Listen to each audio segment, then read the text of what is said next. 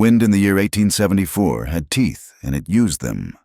It blew out of the west, off the high, flat emptiness of the Llano Estacado, and it carried nothing good.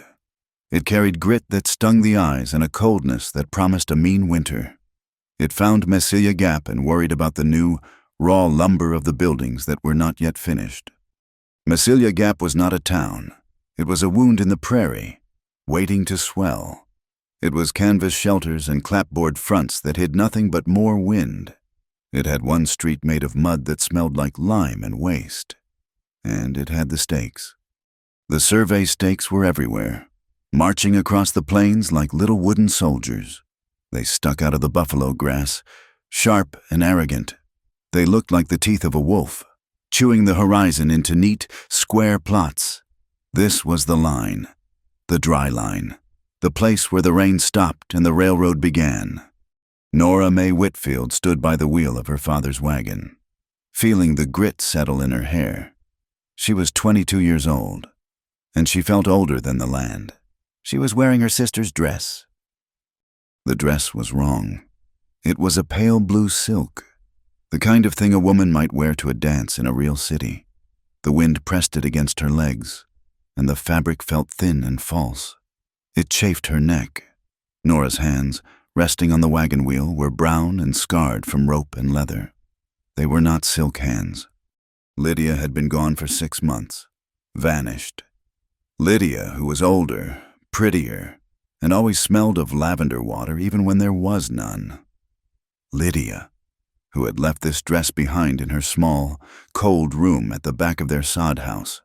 Nora had found it folded in a drawer, and she had put it on this morning for one reason. She needed to remember exactly who she was looking for. A test engine whistle cut the air, thin and desperate. The sound came from the east, where the tracks were already laid, gleaming like silver scars. The railroad was coming. Colonel Silas Hardwick was coming. Nora knew horses. She could read the weather in a mare's twitching ear and the mood of a stallion in the set of his jaw. She also knew her father's ledger. She was the only one who did. Her father, dead 2 years now, had been a careful man, but not a learned one. He had taught her his own method of keeping books. The ledger was under the wagon seat, wrapped in oilcloth. It was filled with figures for grain and seed, but it was also filled with strange symbols, a half-moon for a dry creek bed, a crosshatch for a buffalo wallow, a small, sharp triangle for a spring only the Comanche knew about. Her father had drawn the real map, the map of the water and the land as it truly was. And his map showed, with stark, simple lines, how the railroad survey stakes were lies. Colonel Hardwick was stealing the land. He was not just taking the empty stretches. His survey lines bent, like a dry gulcher's creek, to swallow up the springs, the good grass, the river bottoms. He was stealing from the settlers who had come before the railroad, the ones like her father. And, though Nora did not like to think about it, the ledger proved he was stealing from the Comanche, too, cutting off the paths they had used since the land was young. Miles away, sitting on a low, rocky rise, Tahan watched the same sun bleed into the dust. He was a man of perhaps 28 years, though he did not count them in that way. He wore buckskin trousers and a linen shirt he had taken from a dead soldier 3 seasons ago. His hair was long and black, tied back with a strip of rawhide. He had been a guide once. He had shown the army the canyons and the high passes. He regretted that service every day. Now he was free, and freedom was just another word for having a duty that no one else could carry. He saw the stakes, too. He did not see them as wolf teeth. He saw them as iron spikes driven into the heart of his mother. He saw the way they cut the Numunu, his people, from the water. He saw how they fenced the buffalo from their ancient grazing grounds. He saw the iron snake, the railroad, preparing to lay its black eggs across the plain. Tahan knew the name of the man responsible. The colonel. The man who moved armies of workers and paid for soldiers to guard them. Tahan's purpose was simple. The land must breathe. The routes must be kept open. He would cut the stakes. He would burn the bridges. He would stop the iron snake, or he would die under its wheels. He knew the cost. He just did not know, yet, how he would pay it.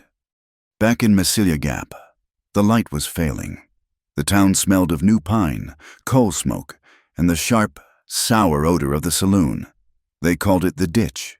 It was not a building, just a long plank set over 2 whiskey barrels near a drainage ditch, with a canvas sheet for a roof. Nora pulled her father's thin coat tighter around the silk dress. She had to buy flour and coffee. She walked toward the center of the noise. Men were gathered there, their faces orange in the light of a few lanterns. They were railroad hands, failed prospectors, and men who were just running from something back east. She heard a loud laugh. Marshal Boone stood near the plank, a tin cup in his hand. He was a large man, stuffed into a federal uniform that was stained with tobacco. He was the law in Mesilla Gap, which meant he was the law for Silas Hardwick. Boone had riders, men who were not deputies but wore the Pinkerton badge. They were the colonel's private army, and Boone gave them the cover of the law. Nora kept her head down. She smelled the whiskey, sour and hot. She heard the men talking. They talked about the railroad bonus, about the price of land, and about the Comanche. Tahan was seen near the 9-mile crossing. One man said, his voice low, burned a whole stack of survey markers. Boone ought to run him down, another spat, him and all his kind. Boone heard them. He smiled, showing yellow teeth. The colonel pays good money for scalps, he said, his voice loud enough to carry. But he pays more for land. Drink up, boys. When the line is through, we all get rich. Nora hurried past, into the general store. The air inside was thick with the smell of canvas, dried beans, and oiled steel. She bought her supplies, paid in coins, and did not meet the storekeeper's eyes. There were rumors about Lydia. Nora heard them whisper. Lydia, with her fine handwriting and her pretty face, had been working for Colonel Hardwick himself. She was his secretary. She saw his private ledgers, the other books, and then, one day, she was not there. Some said she ran off with a gambler from Santa Fe. Some said Hardwick had found her stealing. Some said she had simply seen too much and been sent away, or worse. Nora did not believe any of it. Lydia would not just leave, not without a word, not without her blue silk dress. Nora returned to the wagon as the last light died. The prairie stars were coming out, sharp and cold as nail-heads. She climbed into the back of the wagon and lit a small lantern. The wind moaned, shaking the canvas cover. She sat on her bedroll, the ledger safe beside her. She looked down at the dress. She ran her hand along the hem, where the blue silk was doubled over. Lydia had been a fine seamstress. Her stitches were tiny, perfect and invisible. But not here. Nora's fingers found it, a section 6 inches long, near the left side. The stitching was thicker. The thread was a slightly different color, a darker blue. It was clumsy. It was hurried. It was Lydia's hiding place. Nora's heart began to beat, a slow, heavy drum against her ribs. She had worn the dress for memory. She had worn it for anger. Now she knew she had worn it for a reason. Lydia had left her a message. Lydia knew Nora would check the seams.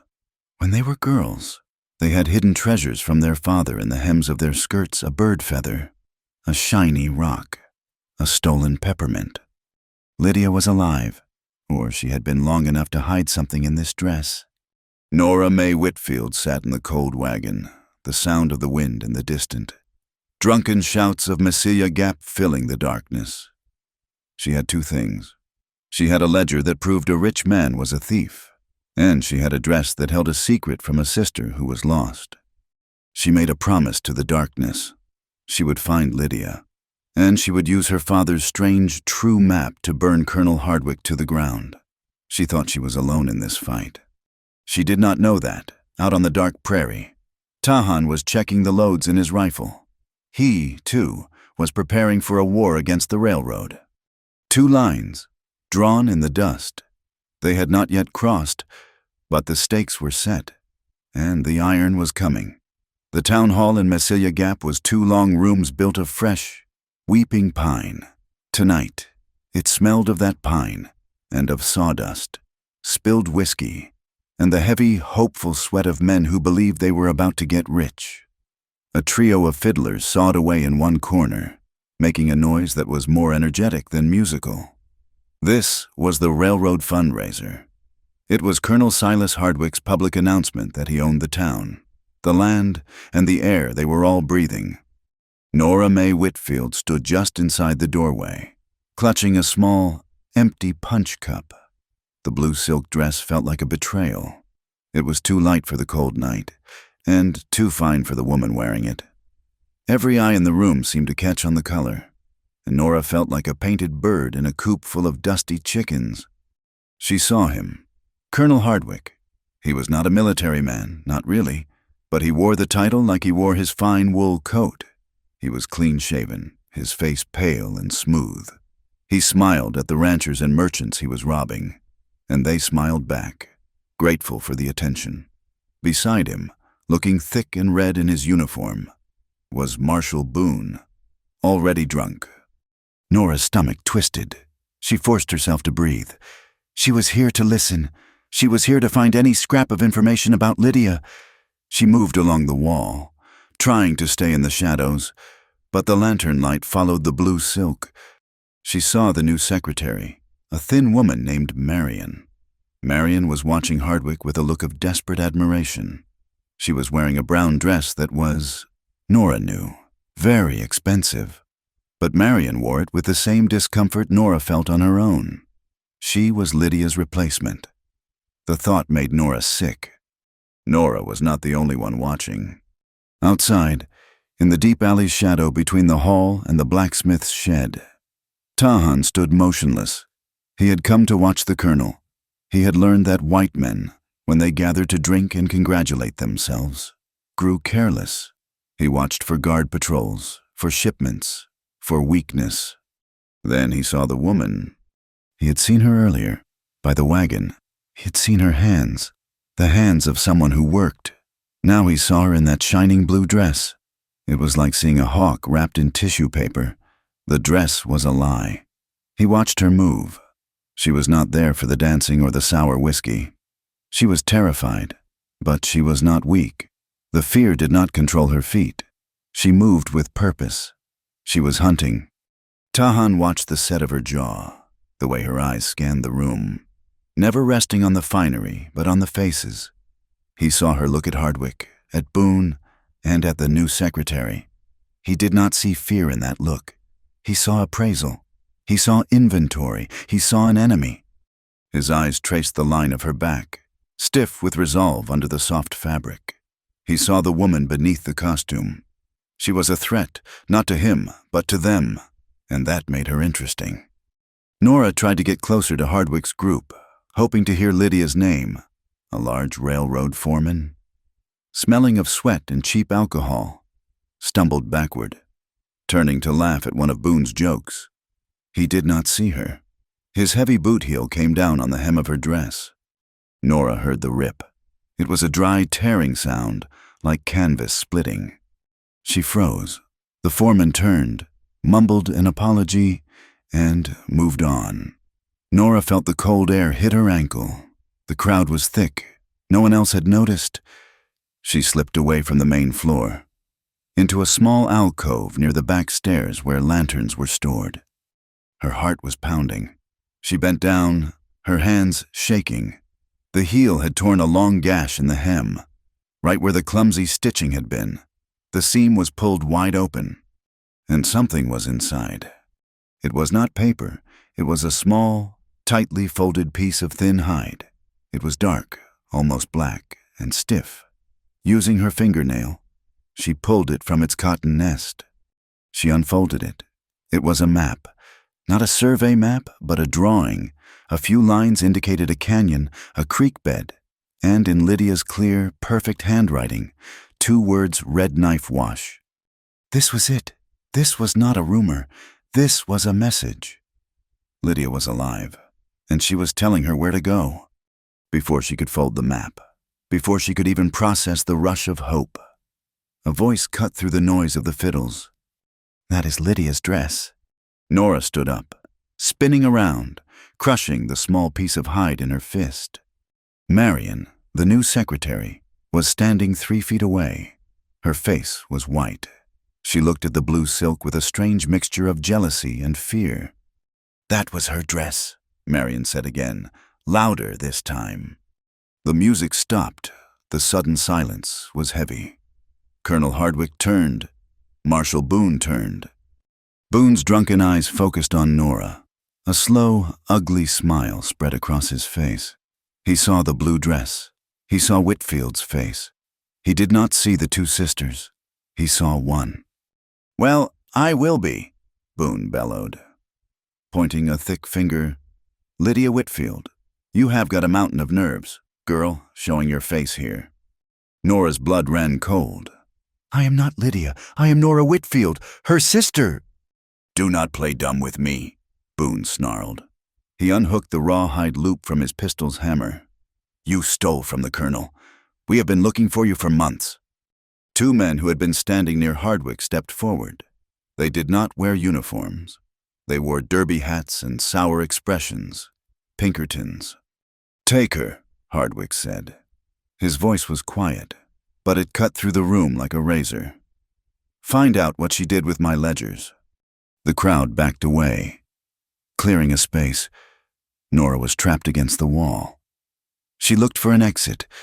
There was none. The 2 Pinkertons moved in, separating. "I am not her," Nora shouted, but her voice was lost in the sudden murmur of the crowd. From the shadows of the doorway, Tahan saw the trap snap shut.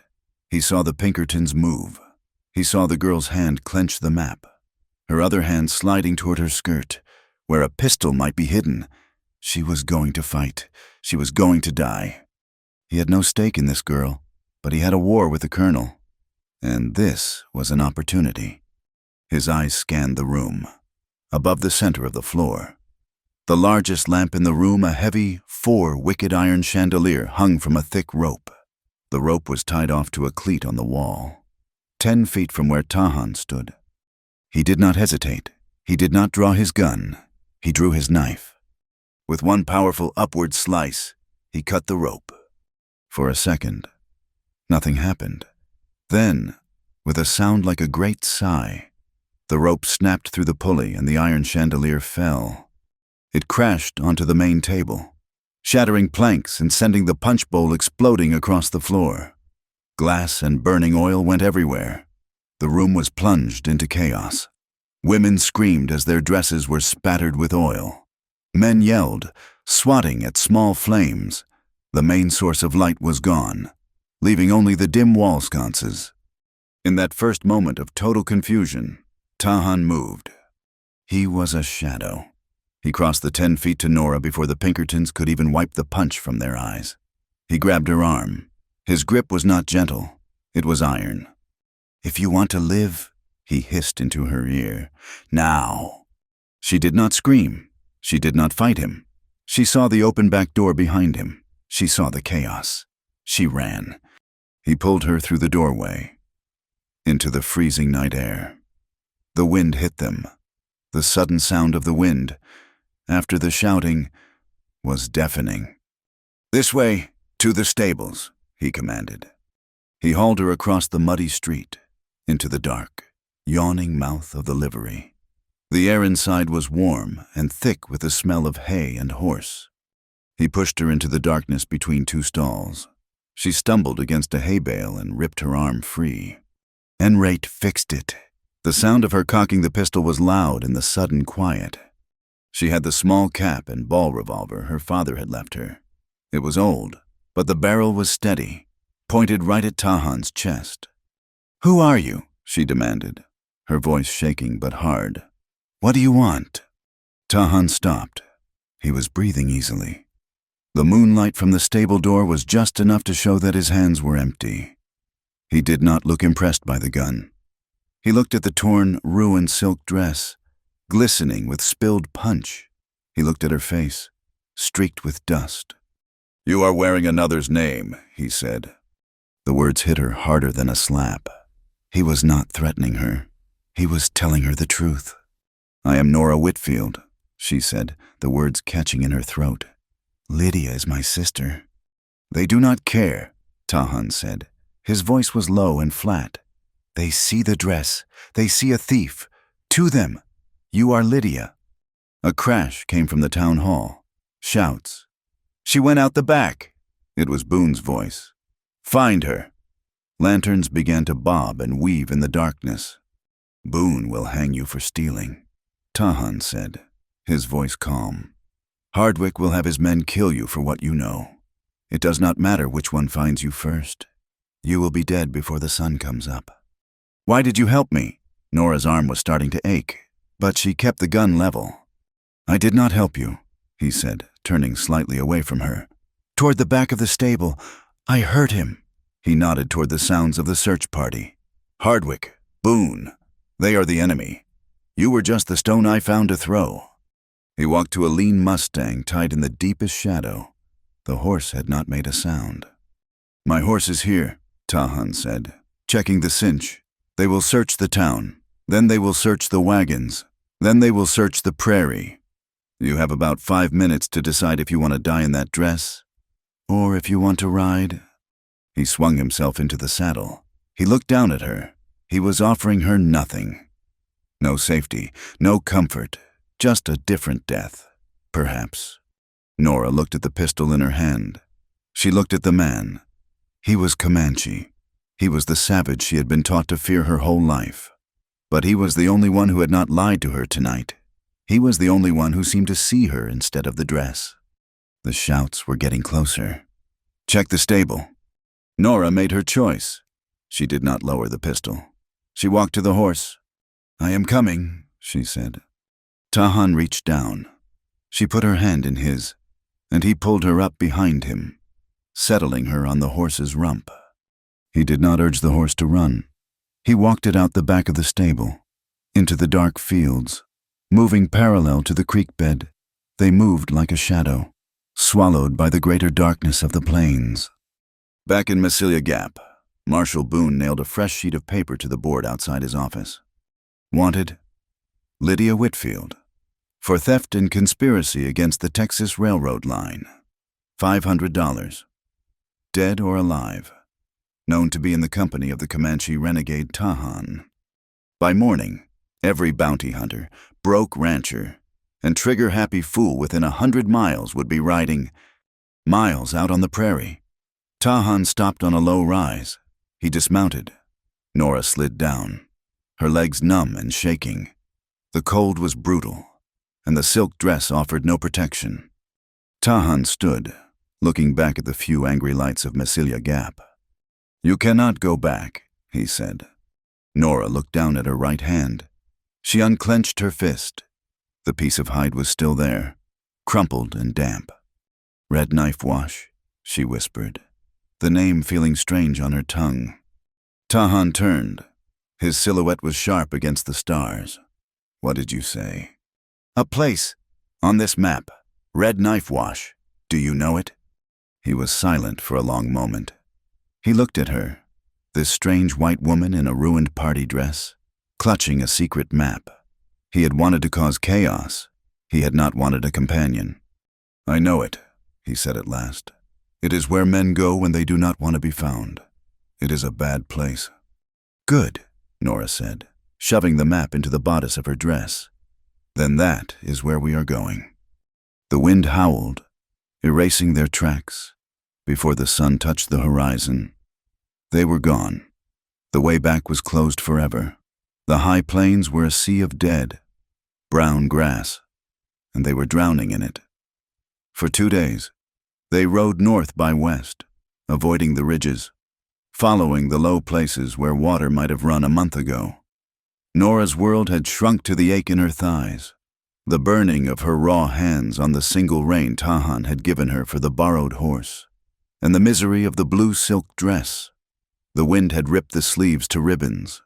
The fine fabric was stained with horse sweat and dirt. It was a joke, a cold, cruel joke. Tahan rode ahead, his body part of his horse, his eyes never still. He said almost nothing.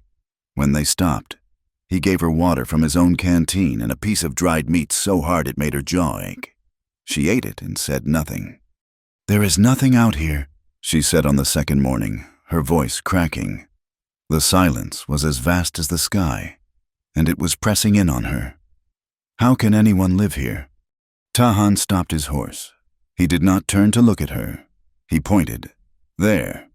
Nora squinted. She saw nothing but grass and a few gray stones. "What it is, just rocks," he sighed, a sound like sand moving. He dismounted and walked to the stones. He knelt. "This is a camp. From 5 nights ago. They were cold." "How can you know?" She slid off her own horse, her legs trembling. He picked up a piece of charcoal from the ground. It was barely visible. The fire was small, but it was hot. They burned mesquite roots. It burns clean. They were not hiding, but they were not careless. He brushed the ash aside. "A hoof print. Shod horse. One nail is loose on the left front shoe. It leaves a mark." He stood and pointed 20 yards away. The horses were tied there. 3 of them. They ate cattle cake. You can smell it. Nora smelled nothing but dust. She felt a flush of shame. The books she had read, the maps her father had drawn, they were paper. This man read the ground itself. He read the air. She was a child out here, and her ignorance was a danger. Who were they? I do not know. But they are not Numunu, and they are not soldiers. He looked back the way they had come. They are hunters, like us, or maybe hunting us. He mounted in one fluid motion. We ride. They rode for hours. The land began to change, rising into broken canyons and mesas. Tahan led them down a narrow animal trail into a deep wash, the walls shaded by juniper and old, gnarled cottonwoods. Nora smelled wood smoke, real smoke. A woman and a young man were waiting. The woman was tall, with a hard, handsome face and eyes as dark and sharp as Tahan's. She wore a man's shirt and buckskin trousers, and a knife was belted at her hip. The young man was perhaps 16, thin as a rail, with a wide, quick smile that showed a missing tooth. "You brought one," the woman said. Her voice was flat. She looked at Nora, and her eyes missed nothing, from the ruined dress to the terror that Nora could not hide. "This is Nora Whitfield," Tahan said. "She has business with the railroad. This is my cousin, Tala, and Little Otter." Little Otter stepped forward, his smile widening. "She is very blue." "Tahan, did you steal a politician's wife?" "She is cold," Tahan said, ignoring the joke. He slid off his horse. "Tala, she needs clothes, and we need to know what you have heard." Tala looked at Nora for another long moment, then nodded. She disappeared into a low shelter built against the canyon wall. Little Otter took the reins of Nora's horse. $500, Little Otter said. Suddenly serious, he was grooming Nora's horse with his hand. "That is what Marshall Boone says your sister is worth. Lydia Whitfield." Nora's breath caught. "What are you talking about?" "I was in Mesilla Gap," he said, not looking at her. "I listen. They say she stole a strong box from the colonel, and that she ran away with a Mexican gambler. They say she was his woman all along, and they cheated the colonel together." Nora felt the blood drain from her face. It was a lie. A filthy, vicious lie. It was one thing to accuse Lydia of theft. It was another to ruin her name, to make her a cheap saloon woman who ran with a gambler. Hardwick's poison was fast. He was not just hunting Lydia. He was erasing her. "He is lying," Nora said, her voice a dry rasp. Tala returned. She threw a heavy wool blanket over Nora's shoulders. It was warm and smelled of sage. She also handed Nora a strip of jerky. This meat was softer, smoked. "Of course he is lying," Tala said. "Men like him always lie about women. It is their easiest weapon. But the lie is what people believe. The poster is nailed in front of the marshal's office. 500, dead or alive." A cold sickness filled Nora's stomach. $500. Half the men in Massilia Gap would kill their own brother for that. And the story, a Mexican gambler. It was designed to make Lydia worthless, to make any man feel justified in catching her or killing her. What if some of it was true, not the gambler, but the theft? Lydia had been in Hardwick's office. She had access. What if she had taken something? What if she was not a victim, but a partner who had been betrayed? Nora looked at Tahan. He was checking his rifle, his face calm. "Is that what you think?" she asked him, her voice small. He paused.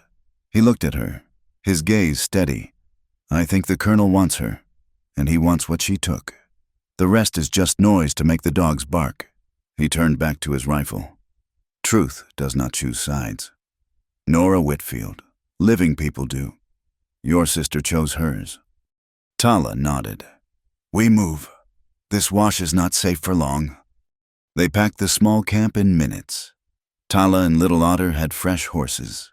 They rode as a group of 4, Tahan in the lead, Nora behind him, and the 2 cousins on their flanks. They were moving deeper into the broken land, toward the place Lydia had named, Red Knife Wash. They rode until the sun was low. Tahan held up his hand. The group stopped. He was looking at a single, dead cottonwood tree standing by a curve in the dry riverbed. He dismounted and walked toward it. Nora followed him, her heart suddenly pounding. Something was stuck in the trunk, about 5 feet from the ground. It was a knife, a small, simple skinning knife. Nora's hand flew to her mouth. She ran forward, past Tahan. She knew that knife. The handle was worn smooth, made of antelope horn. She had carved it herself, years ago when she was a girl, and on the side, crude but deep, were the letters LW. She pulled it from the bark. It was held fast. Lydia had hammered it in with a rock. It was their sign, their childhood game. I was here. I am safe. I am fighting. "Lydia," Nora whispered. She gripped the handle. All the doubt, all the sickness, vanished. It was replaced by a cold, pure anger. Lydia was here. She was fighting, and she had left this for Nora, knowing Nora would come. She was here, Tahan said from behind her. He was kneeling, studying the ground. 3 days ago, she was not alone. Nora spun around. "What do you mean?" 2 horses, shod. They waited here for her. The same tracks I saw this morning. The loose nail. Her friends. Maybe. Tahan stood. Or her guards. He looked up at the sun. "We are close to the wash, but we go slow. They are ahead of us. Or they are waiting." They rode into a narrow pass, the walls rising high on both sides. The ground was soft sand, muffling the sound of their horses' hooves. It was quiet. Too quiet. Tahan reined in his horse. He held up his hand again. Nora stopped. Tala and Little Otter froze. Tahan slid from his horse. He crouched, pointing to a horseshoe print in the sand near the canyon wall. "What is it?" Nora whispered. "A shod horse," Tahan said. His voice low. It was standing still, facing the way we came. "See how the sand is pushed back? It turned. Fast. It went up." He pointed to a narrow crack in the rocks. Barely a trail. His eyes lifted. He scanned the high ridges above them. A trap. The bullet kicked up a cloud of sand 10 feet to their left. The crack of the rifle echoed, bouncing off the canyon walls like a hammer blow. "Griff, you missed the Indian," a voice yelled from the rocks above. "I told you to wait." "Does not matter, Marlowe," another voice shouted. "They are pinned in the channel." Tahan was not pinned. He was moving. He grabbed the rein of Nora's horse. Tala left Ridge draw their fire. Tala did not question. She spurred her horse, firing a pistol up at the rocks. "Little Otter, with me," Tahan yelled. He fired his rifle at the first puff of smoke. "Nora, ride, do not look back, do not stop." He slapped her horse's rump, hard. The horse leaped forward. Nora clung to the mane, her heart in her throat. Tahan and Little Otter galloped beside her. Bullets whined off the rocks. A piece of sandstone exploded near Nora's head, stinging her face with grit. They were through. In 20 seconds, they were out of the narrow pass and into a wider basin. They raced across it, not slowing until a mile of open ground was between them and the ambush. They finally stopped behind a curtain of rock, the horses blowing and soaked with sweat. Nora was shaking so hard she could barely hold the reins. "Pinkertons," Tahan said, his face grim. He was reloading his rifle. "Griff and Marlowe," Little Otter said, his joking manner gone. He looked pale. "I have seen them. They are Boone's best." "They knew," Nora said, finding her voice. "They knew we would come this way. They were waiting for us." They were waiting for her, Tahan corrected. For Lydia, or for anyone who followed her. That night, they made a cold camp in a hollow of rock. There would be no fire. The air was biting, and the silk dress was useless. Tala came to her. She held out a pair of buckskin trousers and a heavy wool shirt. "These will be better," she said. "The silk is too loud. It shines in the moonlight." Nora changed, her fingers numb. The warm, strong leather felt like armor. It smelled of smoke and sage, like Tala herself. She was no longer wearing her sister's name. She was wearing a stranger's clothes. She sat, her back against the cold stone, the wool blanket clutched around her. She held the small dagger in her hand. L.W. Lydia was here, but she was not weak. She was smart. She was leading Nora to something, to someone. Herman Pike, the surveyor who had disappeared, the man who, according to Lydia's map, was hiding in Red Knife Wash. Nora made a vow to the cold stars. She would not be a victim. She would not be a pawn for Boone, or a simple rescue for Tahan. She had her father's ledger. She had Lydia's map. She had the dagger. These were her tools. She would find Pike. She would learn the truth about the survey lines. And she would not give her father's book to anyone, not even the man sitting across from her, until she knew exactly what game she was playing. The camp was silent, save for the stamp of a horse's hoof. Tahan and Tala took the first watch. Nora closed her eyes, but she did not sleep. Far in the distance, so faint she thought she might be imagining it, she heard the sound, a low, thin whistle, the sound of a test engine, pressing west, pushing the iron teeth of the railroad deeper into the dark. The clock was ticking. The desert was a teacher. Nora Mae Whitfield learned that its lessons were simple, and the cost of failing them was death. In the days that followed the ambush, Tahan became her professor, and the high, broken land was his classroom. He did not speak in lectures. He spoke in action. He taught her to ride not by command, but by showing her how to feel the horse's muscles shift beneath her, how to anticipate its fear, how to be a partner, not a burden. He taught her to find water, not by looking for rivers, but by watching for the thin line of green, almost invisible, that marked a deep seep. He showed her how to read the wind, not for the weather, but for the smells it carried, the distant alkali of a dry lake, the sharp scent of a Pinkerton cigar smoke, the oily perfume of an approaching rain. One afternoon, he stopped and handed her his rifle. It was heavy, its stock worn smooth as glass by his own hands. Her pistol was a toy by comparison. "They will come again," he said, his voice as flat as the horizon. "The loud ones like Marlowe. You can see, the quiet one. Griff, he will kill you from 1,000 yards while you are looking for the other one."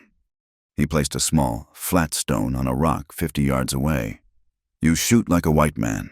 You pull the trigger. You jerk the shot. You are angry, so you fight the gun." "How should I shoot?" Nora asked, her arms aching from the rifle's weight. "Do not fight it. You and the rifle are one thing. You breathe in, you let the breath out. Halfway. You stop." He placed his hand over hers on the stock. His skin was warm, his touch firm. "You do not pull. You squeeze. Squeeze the life from it, slowly until the rifle decides to speak. Let it be a surprise." She did as he said. She breathed in. She let the air out, her pulse slowing. She looked at the stone. She squeezed. The explosion of the rifle shocked her. The stone was gone. She looked at Tahan. He was already watching her. Not the rock. Again, he said, that night, they were deep in the canyons, in a place Tahan said was safe. Red Knife Wash was less than a day's ride, and they needed rest. Little Otter and Tala were scouting the perimeter. For the first time in days, Tahan built a real fire, a small, hot blaze of dry juniper that crackled and spit, throwing shadows against the high red walls. Nora sat apart, feeling the heat on her face. In her pack, she still had the ruined blue silk dress. The buckskins Tala had given her were stiff and practical, but the dress was a weight she could not seem to lay down. She pulled it out. It was a rag, stained, torn, and filthy. It smelled of whiskey and fear and horse sweat. It was the skin of a person she no longer was. She held it over the fire, her hand trembling. This was Lydia's ghost. It was the trap that had almost killed her. It was time to let it go. "It is not the dress," Tahan said. She started, not having heard him approach. He sat on the other side of the fire. He was not looking at the dress. He was looking at her. His gaze was not like other men's. It did not appraise. It did not judge. It simply saw. He was not looking at the woman in the ill-fitting buckskins. He was not looking at the memory of the woman in the silk. He was looking past both, at the core of her, at the place where Nora Mae Whitfield was being hammered into something new. His eyes, in the firelight, did not see her past. They seemed to strip it away, leaving her bare to the cold night air. He saw her, the woman holding the rags, and he did not look away. Nora's hand faltered. She could not burn it. Not yet. She folded the ruined silk, a small, tight bundle, and put it back in her pack. "They see it," she whispered, her voice rough. "They see the dress and they think I am her." "Boone sees what he wants to see," Tahan said. "Hardwick sees a tool he lost. What do you see?" Before she could answer, he stood. He returned from the shadows by his saddle with a short, powerful bow and a quiver of 6 arrows. The wood was dark, reinforced with sinew. He laid it at her feet. "You hit the stone. You can be quiet. A rifle is a shout. It tells everyone where you are. A bow." He touched it, almost gently. "A bow is a whisper. It speaks only to the man it finds." Nora looked from the bow to his face. This was not a lesson. This was trust. He was giving her his own weapon. She picked it up. It felt balanced, alive. Red Knife Wash was a deep scar in the earth, a canyon so narrow the sun only touched the bottom for an hour at midday. A thin trickle of water, red with iron, ran over the stones. It was a place of echoes and cold shadows. They found him in a cave, hidden behind a curtain of old animal hides. He was not the strong, competent surveyor Nora remembered seeing in Mesilla Gap. The man on the pile of filthy blankets was thin as a skeleton, his face covered in a feverish sweat. His leg was broken, set badly in a crude splint, and it stank of infection. When he saw Tahan, the man screamed. He scrambled backward, his eyes wide with terror, grabbing for a pistol. "No, no, stay back!" he shrieked. "Hardwick sent you. He sent the Comanche to kill me." "We are not with Hardwick," Nora said. Stepping into the dim light, the man squinted at her. Who are you? I know you. You are Whitfield, the sodbusters girl." "I am Nora Whitfield, Lydia's sister." The man's name was Herman Pike. He wept when she said Lydia's name. He wept with fear and relief and fever. "She saved me," he choked, clutching Nora's arm. "She saved me."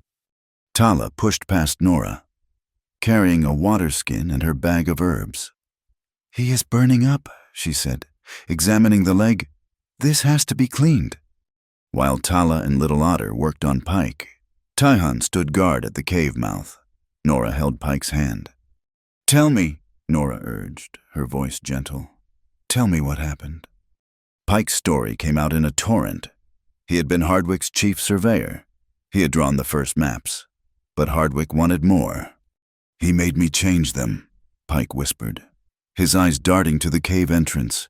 He wanted the water, all of it, the springs on the settlers' land, the migration routes, the low ground your people use. He looked at Tahan. He said the paper was the law, and he would write the law. He made me move the lines. He stole hundreds of thousands of acres. He stole your father's spring, Miss Whitfield. And he stole the Comanche's water." And Lydia Nora's grip tightened on his hand. She found out. She was smart. Oh, smarter than any of them. She did not work for Hardwick.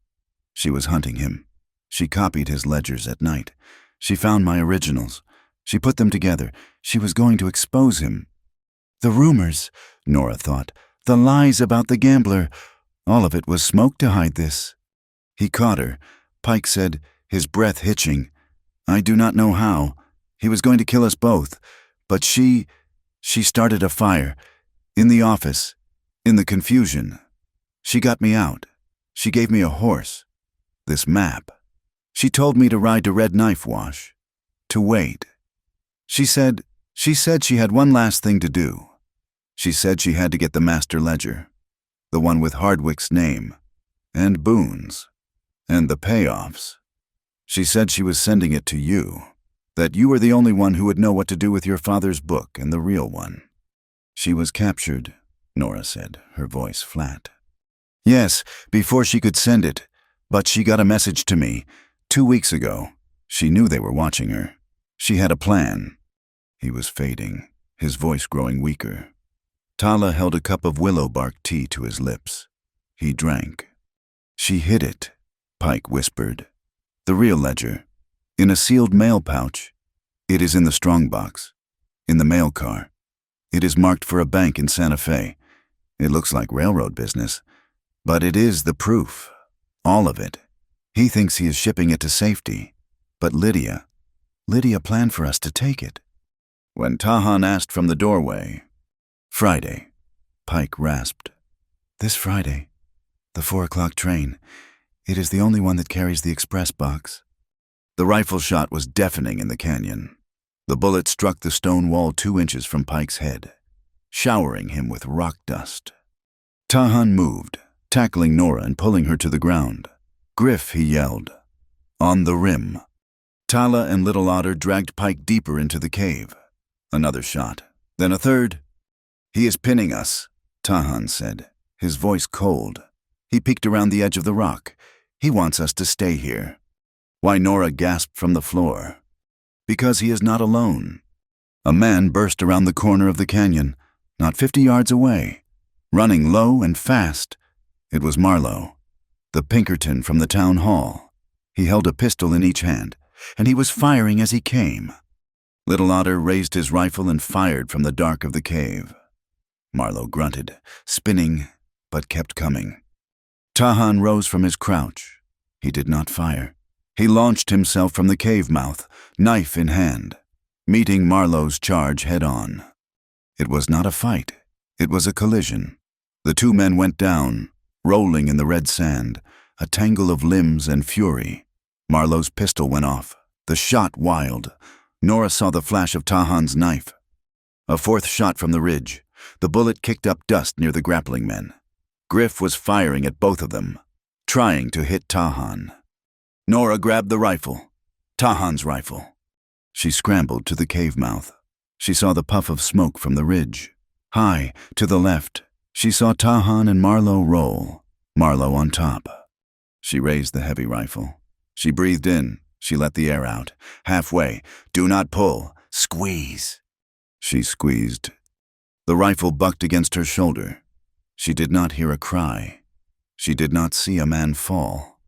But the shooting from the ridge stopped. In the sudden silence, Tahan used the opening. He heaved, throwing Marlowe off him. Pinkerton scrambled to his feet. He looked at Tahan. He looked up at the ridge. He saw he was alone. He bolted, scrambling up the rockfall on the far side of the canyon like a panicked goat. Tahan raised his rifle, took aim, and then lowered it. "Let him run," Tahan said, breathing hard. "He will carry the message." He turned to Nora. She was still kneeling, the rifle in her hands. He looked at her, and his eyes were not cold. He nodded. Once. I am grazed, Little Otter cried out from the cave. The bullet had torn through the muscle of his forearm. It was bloody, but not deep. As Tala tore bandages, her face was a mask of anger. They are bleeding now, she said, her voice tight. Griff and Marlowe, they will go back to Boone. Now this is not about a girl, it is about blood. Boone has a new poster out. I saw it. He is not calling for Lydia Whitfield. He is calling for Comanche raiders who attacked his men. He is offering money for Tahan. He is turning the settlers against the Numunu. He is giving them a reason to hunt us. Tala finished the bandage, pulling it tight. She looked at Nora. He turned to Nora. The car will be locked, but Pike said Lydia left a key under the coupling, wrapped in canvas. You will go inside. You will find the pouch. It is sealed with lead. It is marked for Santa Fe. You get it. You get out. And Marlowe, Nora asked, her hand touching the grip of Lydia's dagger, now belted at her waist. Marlowe is a coward. Tahan said, he ran. He will be in Massilia Gap, drinking, but Griff is still out there. So we are fast. The 4 o'clock whistle was a lonely cry on the wind. They were in position. Nora lay in the rocks, her heart beating so hard she thought it would shake the ground. She watched Tahan and Tala, shadows moving through the tall grass toward the track switch. Little Otter was already gone, leading the horses into the gorge. She saw the smoke first, a black plume against the pale blue sky. Then the engine. It was moving fast, a black iron beast, pulling a line of cars. She saw Tahan and Tala work at the switch, jamming it with a railroad tie. They disappeared back into the grass. The train hit the switch. There was a terrible, screeching sound, metal screaming against metal. The engine bucked, jumped the tracks, and plowed into the sandy earth, steam hissing from its boiler. The cars behind it slammed into one another, a chain reaction of violent sound. The third car, the express car, stopped almost exactly in the middle of the trestle bridge. Shouts, curses. Men were jumping from the passenger cars. Tahan and Tala were already moving. The 2 guards on the express car platform were dazed, trying to stand. Tahan and Tala were on them. It was fast. A rifle butt to a stomach, a pistol barrel to the back of a head. The 2 guards went down, tied before they knew what was happening. Nora now, Tahan yelled. Nora ran. She scrambled up the embankment, onto the tracks. The air smelled of hot metal and coal smoke. She sprinted along the side of the bridge, the ties rattling under her boots. She reached the coupling between the second and third cars. She knelt, her fingers fumbling under the iron. She felt it, a piece of canvas, a single, cold iron key. She slammed it into the lock and threw the heavy door open. The car was dark, lit only by the light from the open door. It was filled with mail sacks and wooden crates, and in the center, a large cast-iron strongbox. Nora ran to it. The key for the box was supposed to be on a hook. It was not there. No, she whispered, pulling at the heavy lid. It was locked. She heard a shout from outside. She did not have time. She drew Lydia's dagger. She jammed the point into the hasp, praying the lock was cheap. She put all her weight on it. The metal groaned. The wood splintered. The hasp broke free. She threw the lid back. Inside were dozens of packages. She saw it. A heavy oilcloth pouch, sealed with a blob of gray lead, marked Wells Fargo Bank, Santa Fe. She grabbed it. As she did, her fingers brushed another, smaller packet underneath. A folded note. She snatched it. 2. It was Lydia's handwriting, clear and strong. Nora, this is the truth. Do not let it go. Trust no one with a badge. Boone is his. Do not go to Silverton. It is a lie. Durham Warehouse. Find Pike. He knows. I love you. L. Silverton was a liar. Durham Warehouse. A boot scraped on the roof of the car. Nora's blood froze. She shoved the note and the heavy pouch inside her shirt, drew her pistol, and slipped back out the door. Tahan was on the platform, holding off 2 men from the passenger car. "Get out, go!" he yelled at her. She looked. She could not go back. The only way was forward. She climbed the iron ladder onto the roof. He was waiting. Marlowe. His face was a mask of purple bruises and dried blood. He must have been riding on top of the train, guarding it. "You," he hissed. He had lost his pistols. He held only a knife. "You and your red-skinned bastard. You broke my ribs." He lunged. Nora fired her pistol. The shot went wide, the bullet zinging off the iron roof.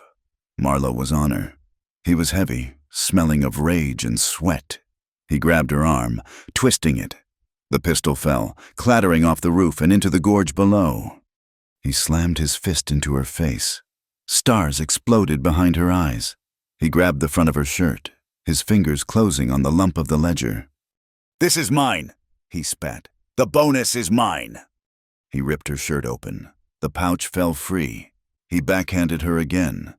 Nora fell, sliding on the curved roof, toward the edge, toward the 50-foot drop.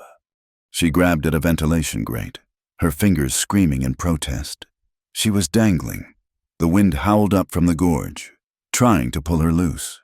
Below, she could see the tiny shapes of the horses, and little Otter looking up, his face a white speck of horror.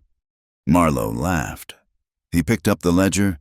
He walked toward her, weighing it in his hand.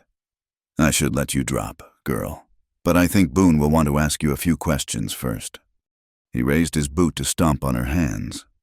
He never brought it down. Tahan was on the roof. He had come from the other end of the car. He did not have his rifle. He moved like a panther, silent and low. He hit Marlowe in the center of his back. The 2 men went down, rolling. Marlowe lost his grip on the ledger.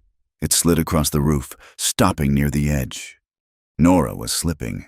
Her fingers were slick with sweat. Tahan and Marlowe were a tangle of limbs. Marlowe's knife flashed. Tahan grunted, rolling away. Nora screamed. Her left hand slipped. She was holding on with only her right. Tahan saw her. He was on his feet. Marlowe was getting up, the knife in his hand. Tahan had a choice. He could go for Marlowe. He could go for the ledger. He lunged for Nora. He dropped his own knife. He threw himself flat on the roof, his arm shooting out. He caught her, not her hand, her wrist. His grip was a band of steel. For 1 second, they were frozen. He was holding her entire weight, his muscles straining. Their eyes met. She was looking up into his face. He was looking down at her. He was not looking at a woman in peril. He was looking at her. He was holding her. He would not let her go. "I have you," he breathed. A shot rang out. It was not from Marlowe. It was from Tala, on the ground below. The bullet hit Marlowe in the shoulder. He screamed, dropping his knife, clutching his arm. Tahan did not look back. With a single, powerful grunt, he hauled Nora up. He dragged her onto the roof. "The ledger," she gasped, pointing. Tahan grabbed it. Marlowe was writhing on the roof. Now Tahan yelled. He pulled her to her feet. He did not let go of her wrist. He pulled her with him, running along the length of the car. "We have to jump," he shouted. "What?" "Jump." He did not give her time to think. He leaped from the end of the car, pulling her with him. They fell. The air rushed past them. Nora screamed. They crashed into the tall, thick grass and mud of the creek bed. The impact knocked the wind from her. Hands were on her. Little Otter. He was pulling her toward a horse. Tahan was already up, the ledger pouch slung over his shoulder. He mounted, pulling Nora up behind him. Tala was already mounted. "Go, go," Little Otter yelled, slapping Tahan's horse. They galloped down the gorge, under the bridge, the sound of more shots and confused yelling fading behind them. They rode for an hour, never slowing, until the canyon swallowed them whole. They made camp in a box canyon that night. They were bruised, muddy, but alive. The ledger was open by the firelight.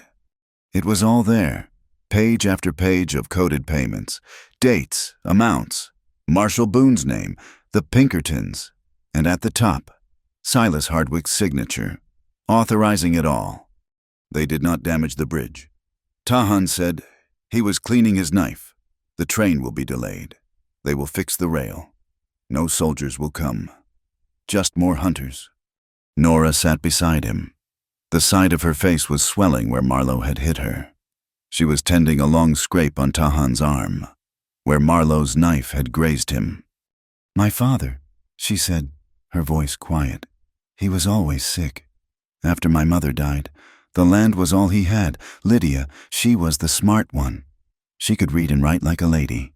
I was just the one who could fix a fence or set a broken leg on a calf." Tahan was still listening. "We were poor. Dirt is poor. Lydia took the job with Hardwick. She said it was for the money, to buy medicine for Pa, to save the farm." Nora paused, her fingers tight on the bandage. "I stayed. I was the one who held the land. I was the one who buried him." She looked at the fire. I hated her for it. I told myself she was weak, that she liked the city. I told myself she left me alone. I thought she liked the silk dresses and the attention from the fine men. She looked down. I was the weak one. She was fighting him, all alone. From the inside, she was so brave, and I just stayed home and was angry. Tahan finished cleaning his knife. He sheathed it. He looked at her. His gaze was steady, and it held no pity. It held something else. Respect. "She is strong," he said, "like you. We have the proof. This will show us where to look." He touched the ledger. He looked at her face, at the bruise forming on her cheek. "We will find her, Nora. But when we do, this fight is not over. You have your father's truth and you have Hardwick's. What you choose to do with them, that is yours. Do not live in your sister's name any longer. Live in yours." The sound of horses made them both stand. Tala and Little Otter rode into the camp. They had been scouting. Tala's face was grim. "We spoke to a trader," Tala said, dismounting. "He came from Messiah Gap. There is new paper up. Marshall Boone has announced that he captured Lydia Whitfield. He is transporting her to Silverton for a federal trial." Nora's stomach went cold. Silverton. Tahan looked at the note from Lydia, which Nora had placed by the fire. "Do not go to Silverton. It is a lie. Durham warehouse." "He does not have her," Tahan said, his voice hard. "He is hunting her. This is a trap. He wants us to ride south, into the open. He wants us to chase a ghost." Nora looked at the ledger, then at the note. "Durham warehouse." "No," Nora said, her voice shaking, but not with fear, with anger. "We are not going to Silverton. We are going to find Durham warehouse. And we are going to get my sister." The Durham warehouse was a name on a piece of paper, a destination, but the trail to it was a lie, and Tahan knew it. Boone wanted them to ride south, toward Silverton. The warehouse, according to Pike's old maps, was north, near the edge of the Llano Estacado. The trail they followed now, the trail of the two Pinkertons, was leading them north. "He is not a fool," Tahan said, his voice low. Nora, Tala, and Little Otter were riding through a land of cracked red earth and towering stone pillars. Boone, he lied about Silverton. He wants the stupid men to ride south, but he knows we have the map. He knows we will look for the warehouse. "So this is another trap," Tala said, her eyes scanning the high rims. "Yes," Tahan pointed. The tracks of two horses, Griff and Marlowe, were clear in the sand. They are leading us. They want to be followed. They are taking us to a place of their choosing. "Palo Duro," Nora said, reading the lines of the canyon walls. Her father had told her stories. A vast, deep cut in the plains, a place where armies could be lost. "They will be waiting," Tahan said. "They have had days to prepare." "Then we do not go," Little Otter said. his wounded arm held stiffly against his chest. "We go around." "No." Nora's voice was firm. She looked at Tahan. "We go in. They are leading us because they think they have Lydia, or because they know we will come for her. This is the only way we find her. We cannot go around." Tahan looked at her. He saw the new hardness in her eyes. The woman who wore the silk dress was gone. He nodded. "We go in, but we go on our way." They left the horses, hidden in a deep arroyo miles from the main canyon entrance. They proceeded on foot, moving not along the canyon floor, but high along the ridges, using the same tactics Griff had used against them. The sun was hot, baking the red rock. It was a long, 3-hour climb. They found the ambush site from above. They were in a natural amphitheater, a box canyon. Griff and Marlowe were not alone. Nora counted 10 men spread out along the rim, hidden behind boulders. And at the far end, commanding the pass, was Marshal Boone himself. "He brought his whole posse," Tala whispered, her face grim. "They are waiting for us to ride in below." Tahan said, "They are watching the entrance. They do not expect us to be behind them." "That is Griff," Nora said, her voice dropping to a whisper. She pointed to a man lying flat on a high ledge, his rifle resting on a careful pile of rocks.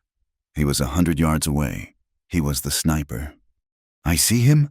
Tahan said. "He is mine." He looked at Nora. "You, Tala, Little Otter. You will take the men on the left flank. Use the bow. Use the knives. No guns until I fire. We take away his eyes, then we take him." Nora's heart was a cold stone in her chest. This was not a chase. This was an execution.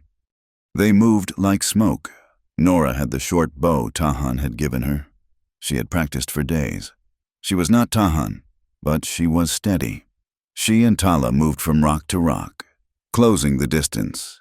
Little Otter, his arm weak, was their eyes, pointing out the guards.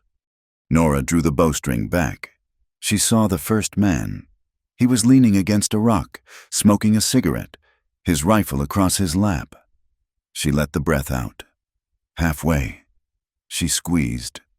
The bowstring thrummed. The man grunted. A soft, surprised sound.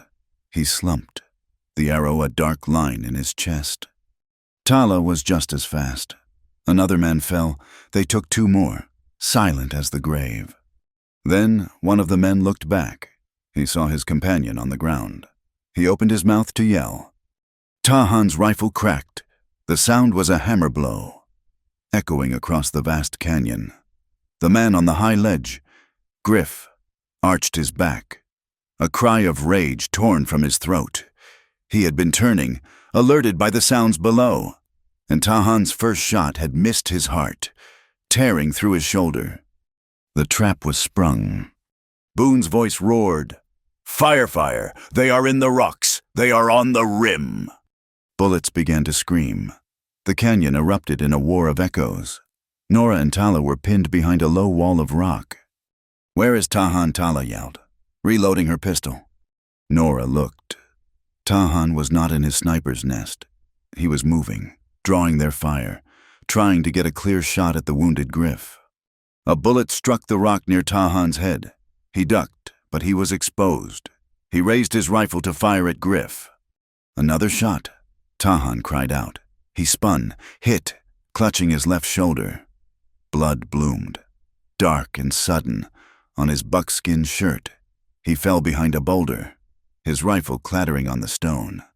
"No," Nora screamed. "He is hit," Boone roared, laughing. "I see him, Pincus. Roy, get the Indian $100 for the man who brings me his scalp." 2 men broke cover, running toward Tahan's position. Nora stood up. She was not thinking. She was pure action. She raised Tahan's rifle, the one he had left with her. She saw the first man running. She breathed. She squeezed. The man fell. The second man stopped, raising his own rifle. "Nora down," Tala screamed. But Nora was already firing. The man jerked, shot through the leg. He scrambled for cover. She looked for Griff. The sniper was on his feet. his shoulder bleeding, but his rifle was up. He was aiming at Tahan's rock. He was going to finish him. Griff, Nora screamed. He turned. His eyes, even at 80 yards, were wide with surprise and pure animal hate. He saw her, the girl from the train, the girl he had missed. He raised his rifle, aiming at her heart. Nora was faster. She had never stopped. The rifle was a part of her. She let her breath out. She squeezed. The shot was clean. Griff was thrown backward, his rifle flying from his hands. He hit the rock wall and slid down, leaving a red smear. He did not move again. A terrible, ringing silence fell over the canyon. The shooting stopped. Nora stood, her body shaking so violently she could barely stand. The heavy rifle was suddenly impossible to hold. She let it fall. She had done it. She had killed him. She felt the bile rise in her throat, hot and sour. She turned, leaned against the rock, and was sick. But she did not collapse. She wiped her mouth, her hand trembling. She had chosen. She had acted. She got him. Boone's voice was high with rage. She got Griff. He stepped out from behind his boulder. Forget the Indian shoot, the squaw shoot, Tala, kill her. Boone's men, demoralized, were hesitant, but Boone raised his own rifle, aiming at Tala's position. Tala was pinned, reloading. Nora saw it. She had no rifle. She had her pistol. She ran from her cover into the open, firing her pistol at Boone. The shots were wild, useless at this distance. "Here I am, you bastard," she screamed. "Come and get me." Boone turned, his face a mask of fury. He saw her, the girl in the buckskins. He laughed, with pleasure. Girly. He raised his rifle, taking careful aim at her. A shot cracked from the rocks. Boone screamed. His rifle arm exploded in blood. The gun flew from his grasp. He spun around, clutching his shattered elbow, his face white with shock. Tahan was standing, his left arm hanging useless, his face pale, his rifle held one-handed, braced on the rock. He had made the shot. He had not killed the marshal. He had disarmed him, permanently. "He is hit," one of the posse members yelled. "The marshal is hit." "Get me out of here," Boone shrieked, all the fight gone from him, replaced by the terror of a wounded animal. "Retreat, retreat." The posse did not need to be told twice. They grabbed their wounded leader and scrambled back down the pass, disorganized, terrified, leaving their dead behind. Silence fell again. It was absolute. There was only the sound of the wind, and Nora's own ragged breathing. She ran to Tahan. He was sitting, his back against the rock, his face beaded with sweat. The front of his shirt was soaked in blood. "You are alive?" he whispered, his voice tight with pain. "You are not," she said, her hands shaking as she opened his shirt. The bullet had gone through the thick muscle of his shoulder, missing the bone. It was clean, but it was bleeding. Fast. "Tala, Little Otter," Nora yelled. "Help me!" They came, their faces pale. Little Otter went to retrieve the weapons from the dead men. He came back holding a leather satchel. Griff's satchel. "Look," he said, his voice awed. Inside were papers, not just money, official warrants, Trat, signed by Marshal Boone. They were requests for payment, drawn on a bank in Santa Fe, billing Colonel Silas Hardwick for security services, and listing the names Griff, Marlowe. It was the proof, the direct link between the law and the railroad. As they looked at the papers, shadows fell over them. Nora looked up, her pistol in her hand. 3 men stood on the ridge, silhouetted against the sky. They were Comanche. They carried rifles. They were not Tahan's kin. They were his warriors. The lead warrior, a man with a face like carved stone, looked at Tahan. He looked at the wound. Then he looked at the dead men scattered across the rocks. He nodded. Once, he spoke in his own language, his voice a low rumble. Tala translated. He says, You have been busy. Brother, we heard the thunder you were making. They have been tracking the posse. They are here to help." They helped Tahan onto a horse. The warriors led them away from the canyon, not back the way they had come, but through a narrow, hidden path, a rock slide that looked like a dead end but was a doorway. That night, in a camp so hidden the wind itself could not find it, Nora saved Tahan's life. They had a small fire. The other warriors stood guard. Tala and Little Otter slept, exhausted. Nora had herbs from Tala's bag, a clean needle, and thread from her own small sewing kit. She boiled the needle. She washed the wound with whiskey from a flask they had taken off Griff. Tahan sat, his back against a saddle, his jaw tight. He did not make a sound as she cleaned the raw, torn flesh. "This will hurt," she said, her voice a whisper. He just looked at her. She pushed the needle through his skin. He flinched, a sharp intake of breath, but he did not pull away. His eyes never left her face. She worked in the firelight. Her hands, which had been so steady with the rifle, were shaking now, but her stitches were small and even. She was a farm girl. She had sewn a harness. She had sewn feed sacks. She had never sewn a man. She focused on the work, the needle, the thread, the dark pull of his blood. She was tying him back together. She was mending the man who had seen her, the real her, from the very beginning. When she was done, she tied the last knot and cut the thread with Lydia's dagger. Her hands were covered in his blood. She sat back, exhausted. Her whole body ached. The image of Griff falling was burned behind her eyes. Tahan was watching her. He had not spoken. He had not moved. She made to stand up, to wash her hands. He reached out, his good hand, his right hand, and caught her wrist, the same grip, the iron band that had saved her on the train. He did not pull her. He just held her. Nora looked at his hand on her wrist. She looked at his face, pale in the firelight, his eyes dark and deep. She saw the pain he was holding back. She saw the respect. She saw the question. She turned her hand, slowly, and laced her fingers with his. They sat in silence for a long time. It was a confession. It was a promise. It was the only thing that made sense in a world of bullets and lies. Finally, she let go. She had to. She picked up the papers, the ledger from the train, the warrants from Griff's bag. She spread them by the fire. "Silverton was a lie," she said, her voice hoarse. "We knew that." "Yes," he said, his voice was rough with pain. "But this," she tapped the warrants. "This is the truth. Look." She pointed to a line in Hardwick's ledger. Durham Warehouse. Grain payment, full moon. Then she pointed to a warrant from Boone. Payment authorized for security. Durham Warehouse, full moon. "They are the same date," Tahan said. "It is not just a grain payment," Nora said, her mind racing. "It is a payoff. It is where Hardwick is moving his money.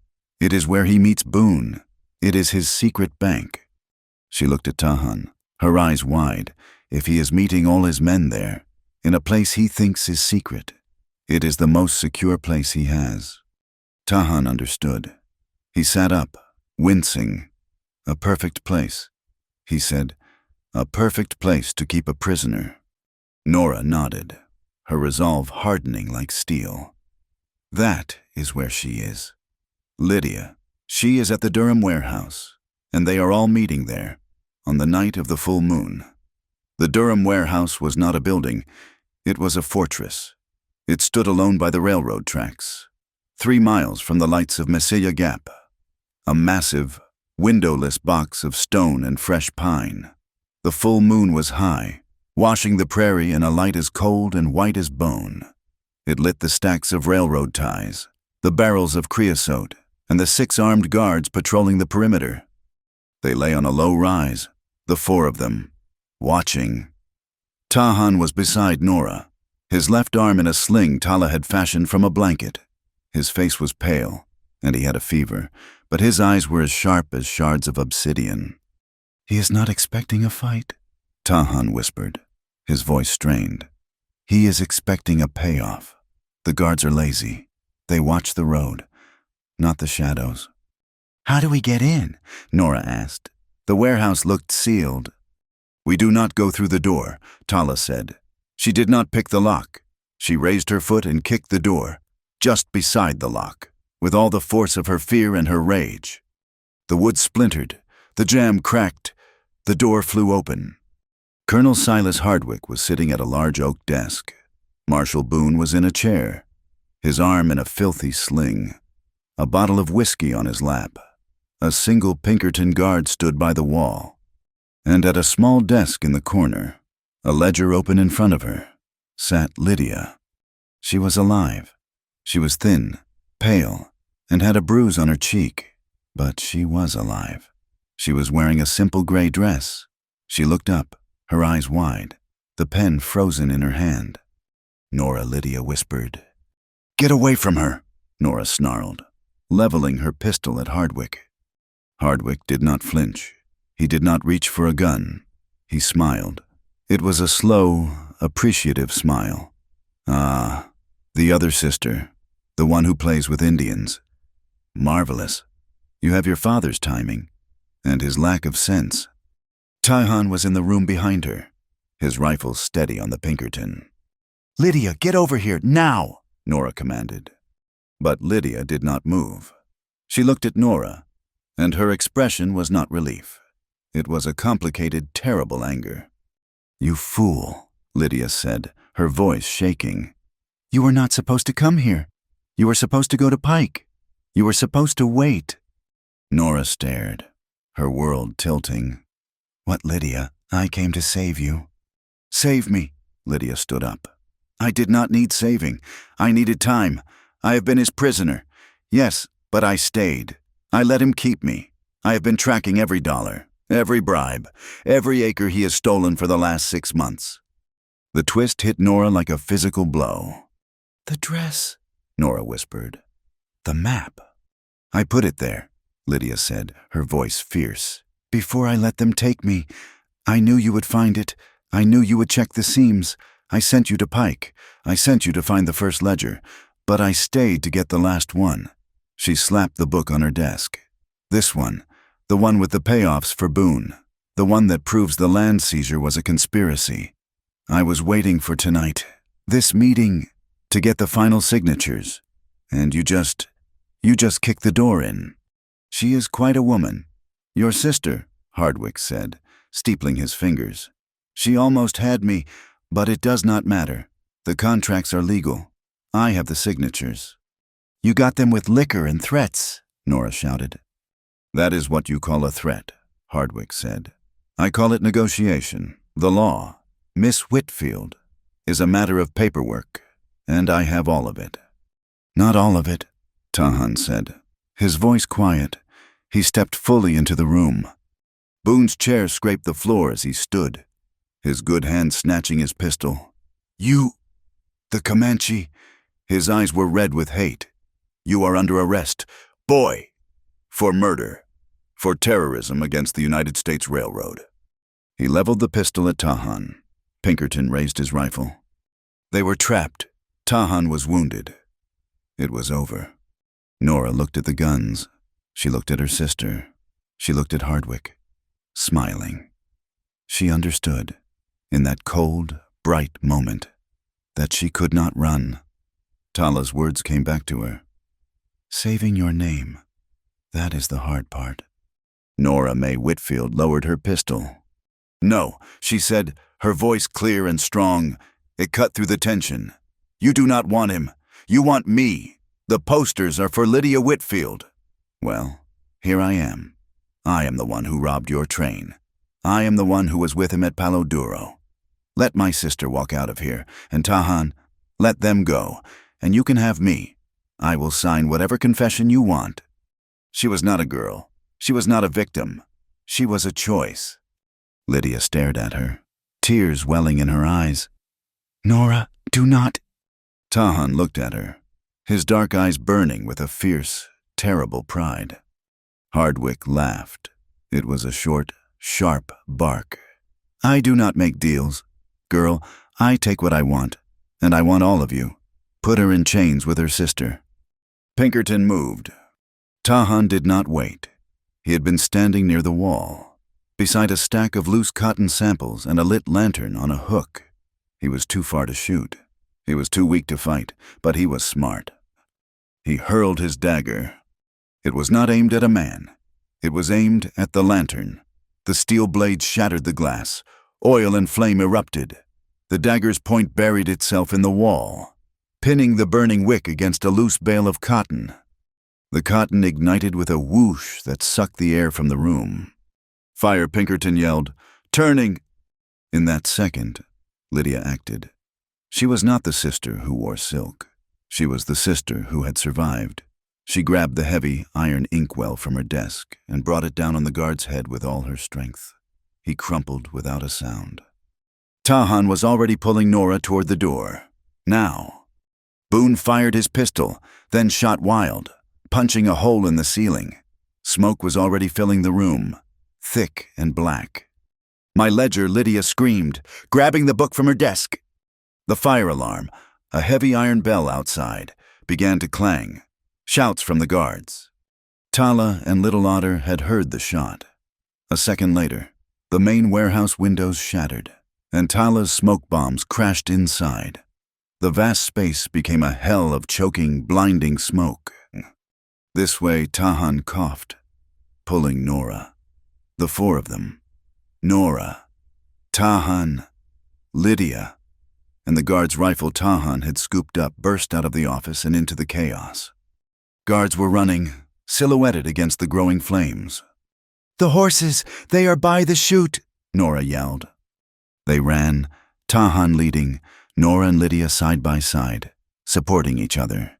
They half fell, half slid down the wooden chute and landed in the dirt, where Little Otter was fighting to hold the terrified horses. They mounted, Tahan swinging up behind Nora, his wounded arm held against his chest. They galloped away from the burning warehouse, away from the shouts and the panic, melting back into the prairie, swallowed by the light of the full moon. They did not stop until dawn. They found a hollow by a creek, miles away. The Durham warehouse was a plume of black smoke on the horizon. They were alive, they were together, and they had everything. Lydia spread her ledger open on a flat rock. Nora placed the train ledger beside it. Tahan added Boone's bloody warrants. "It is all here," Lydia said, her voice trembling with exhaustion and triumph. "Hardwick's bribes, Boone's complicity, the original survey lines, the fake contracts. It is enough to send them all to prison." "He will not go quietly," Tahan said. He was leaning against a tree, his face tight with pain. "He has lost everything. He will declare war. He will raise a private army. He will hunt us to the end of the earth." Lydia looked at Nora, her sister, the woman she barely recognized. He will have new posters in Messiah Gap by noon. $1,000 for Tahan. 500 for each of us. The Whitfield sisters. Outlaws. Nora looked at the papers. She looked at her sister. She looked at Tahan. She had made her choice in that office. She would not run. "We are not going to run," Nora said. "What else can we do?" Lydia asked. "We cannot fight an army." "No," Nora said. "We do not fight. We finish this. Pike. He told me. There is a land hearing in Messiah Gap. On Sunday, a federal notary is coming from Santa Fe to certify Hardwick's new plots." Lydia's eyes widened. "A federal notary? He is not Boone's man. He works for the government. He is the one man in this territory Hardwick cannot buy." Nora nodded. She began to gather the papers, her movements steady and sure. "We have the proof. We have the witnesses. Pike, me, you." She looked at Tahan. "We are not running from him. We are going back. We are bringing the truth to Messiah Gap, and we are going to show it to the world, in the sunlight, in front of everyone." Sunday morning in Messiah Gap was not a time for prayer. It was time for a hang. Or, in this case, a land hearing, which felt like the same thing. The entire town, and more, had gathered in the dusty street in front of the new half-finished town hall. A long table had been set up on the boardwalk. At its center sat a small man in a black, dusty suit. He was Mr. Evans, the federal notary from Santa Fe, and he looked terrified. On one side of him sat Colonel Silas Hardwick, his face smooth and confident. On the other side sat Marshal Boone, his left arm in a thick, bloody sling, his face a mask of sweating, feverish rage. A dozen of Hardwick's hired guns, men who were not Pinkertons but looked just as mean, lined the boardwalk, their hands on their pistols. The crowd was a mix: white settlers, their faces worn with dust and suspicion, mestizo families, standing back, watching, and on the edges, a group of Comanche, led by the old elder, 10 bears. They were Tahan's people, and they stood in silent, armed judgment. The air was dry and hot, and it smelled of fear. "We are here to finalize the land transfers for the Mozilla Gap Quadrant," Mr. Evans said, his voice a thin squeak. He shuffled his papers. "As per the federal charter, Colonel Hardwick's survey has been filed and approved. We are here to record the final deeds." "A moment. Mr. Evans," Hardwick said, his voice booming and full of false friendship. He stood. "Before we begin, it seems our town is infested. I have proof that the renegade Tahan and the 2 murderers who follow him, Lydia and Nora Whitfield, are in the area. They burned my warehouse. They have murdered my men. They are terrorists. Marshal Boone has warrants for their arrest. There is a reward of $1,000 for the man, and $500 for each of the women." The crowd murmured.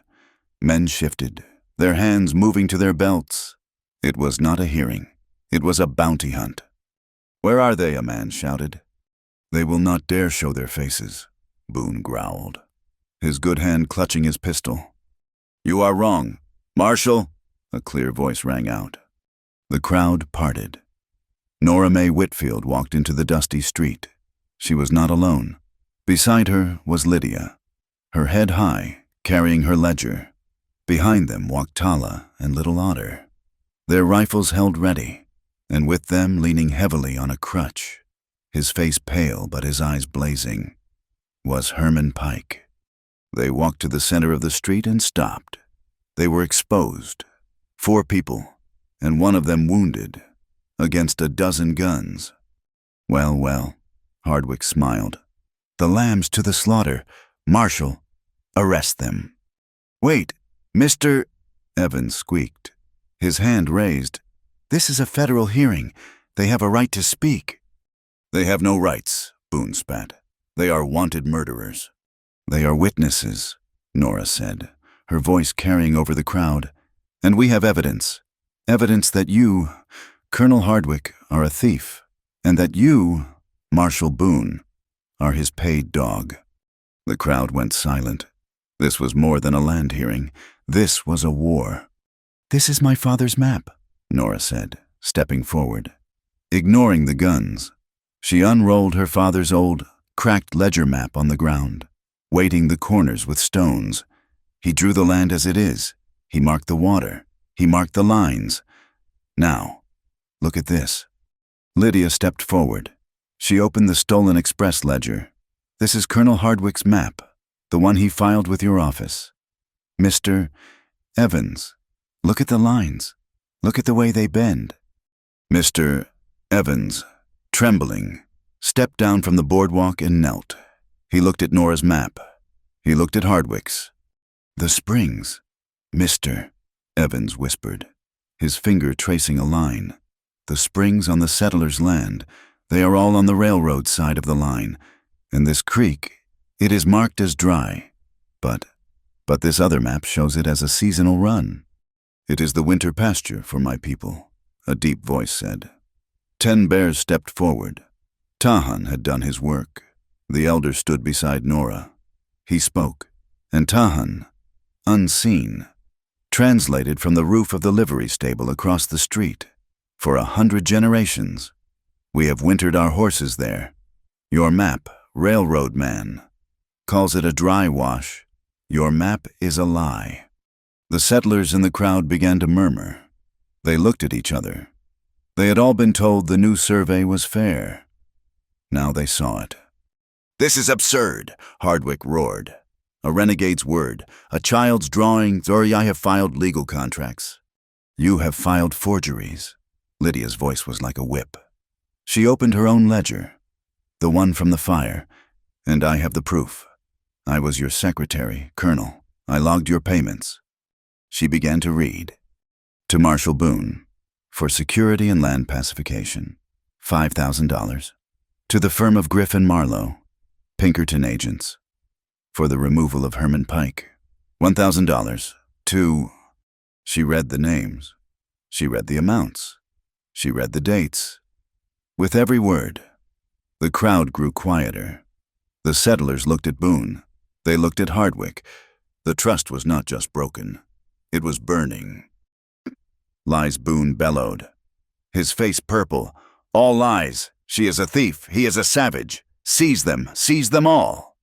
He drew his pistol with his good right hand and fired it into the air. The crowd screamed, surging backward. The women and children ran for cover.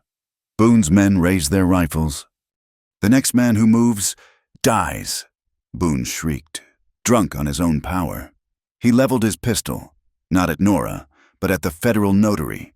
"Mr. Evans, this hearing is over. These deeds are filed." A rifle shot cracked from the roof of the livery. Boone screamed. It was a high, thin sound. The pistol flew from his good hand as the bullet shattered his wrist. He stared at his hand, at the blood, at the useless, broken fingers. He looked up, his face a mask of disbelief. Tahan was standing on the roof, his rifle held steady, his left arm still in its sling. He had not killed the marshal. He had broken him. He had taken away his last weapon. He had taken his power. The fear in the crowd did not break. It transformed. It turned into a cold, hard anger. "He is just a man," a settler said, his voice low. "He is a thief," another said. "Mr.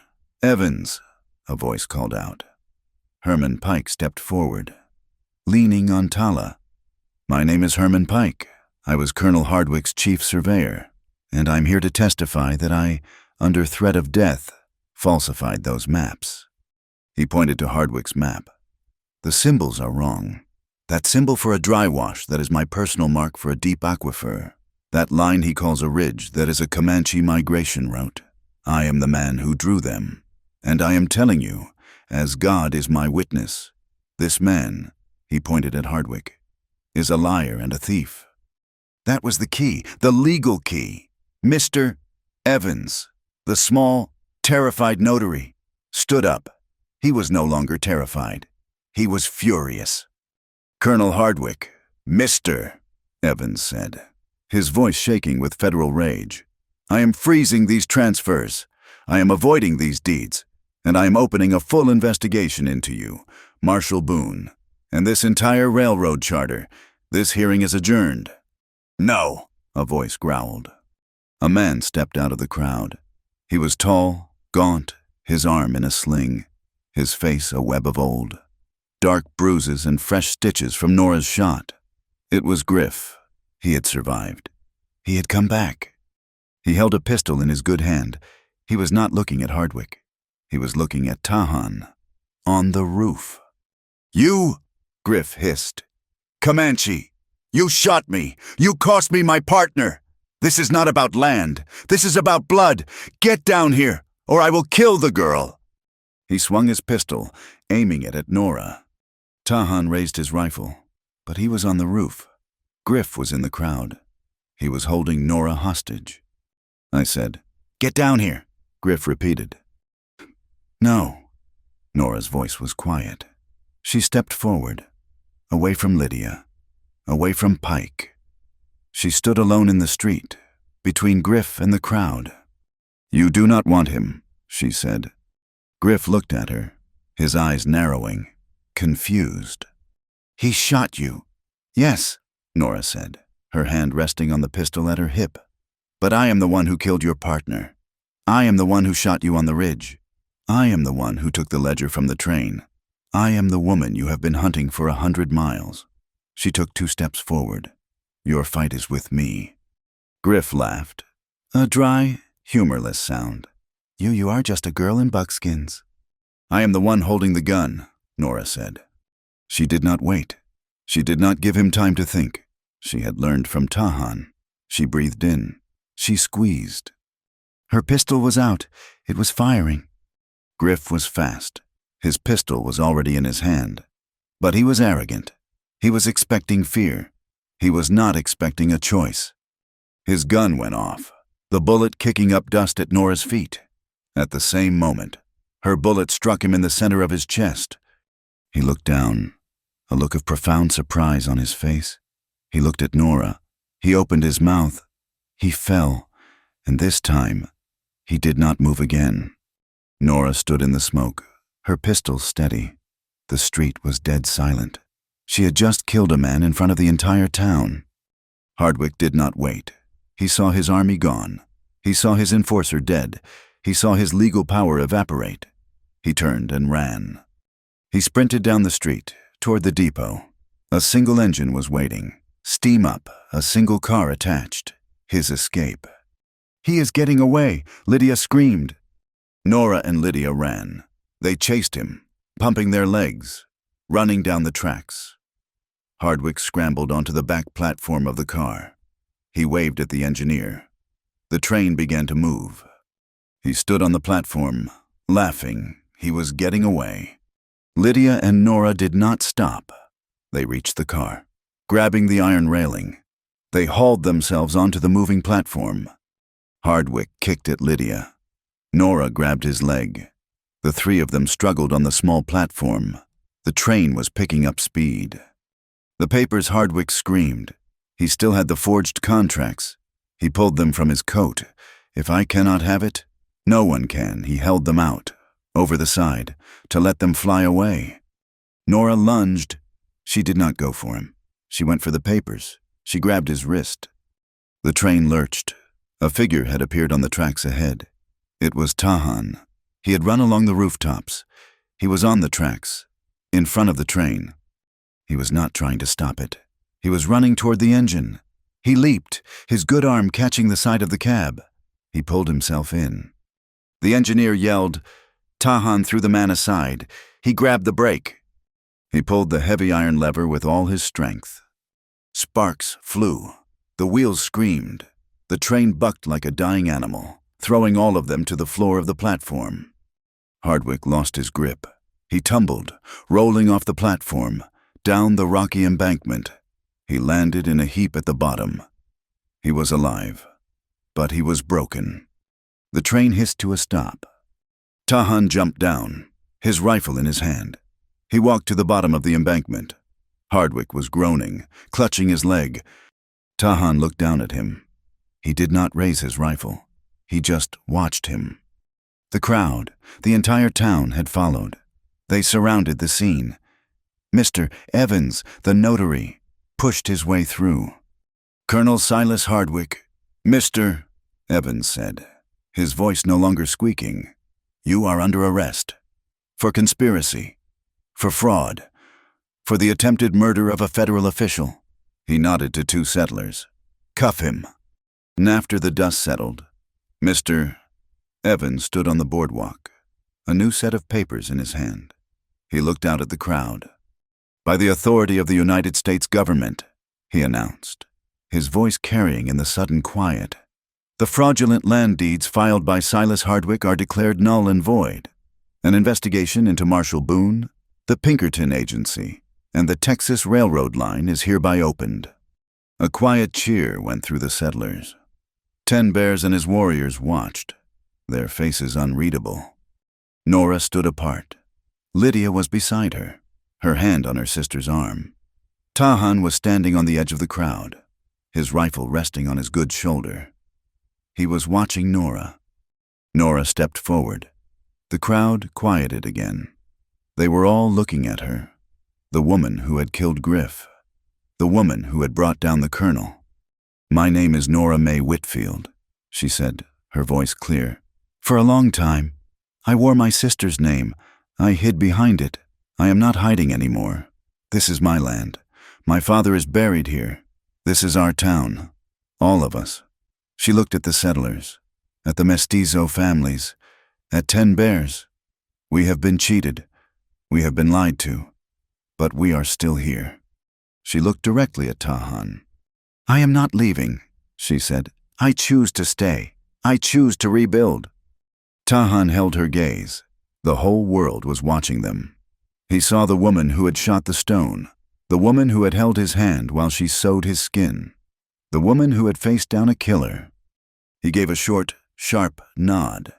He was not leaving either. He was staying. With her. The quiet that fell over Massilia Gap was heavier than the silence of the empty prairie. It was a quiet filled with judgment and new, brittle fear. Colonel Silas Hardwick and Marshal Boone were not led away in chains. Not at first. They were carried. Hardwick's leg was broken in 2 places, the bone jutting against the fabric of his fine wool trousers. Boone, his face the color of wet ash, cradled both his shattered arms, weeping with a pain that was beyond his rage. Mr. Evans, the small notary, had become a giant. He sent a telegraph message from the railroad depot, not to Hardwick's bosses, but to the Federal Territorial Court in Santa Fe. He declared the town under the protection of his federal authority. It took 2 days.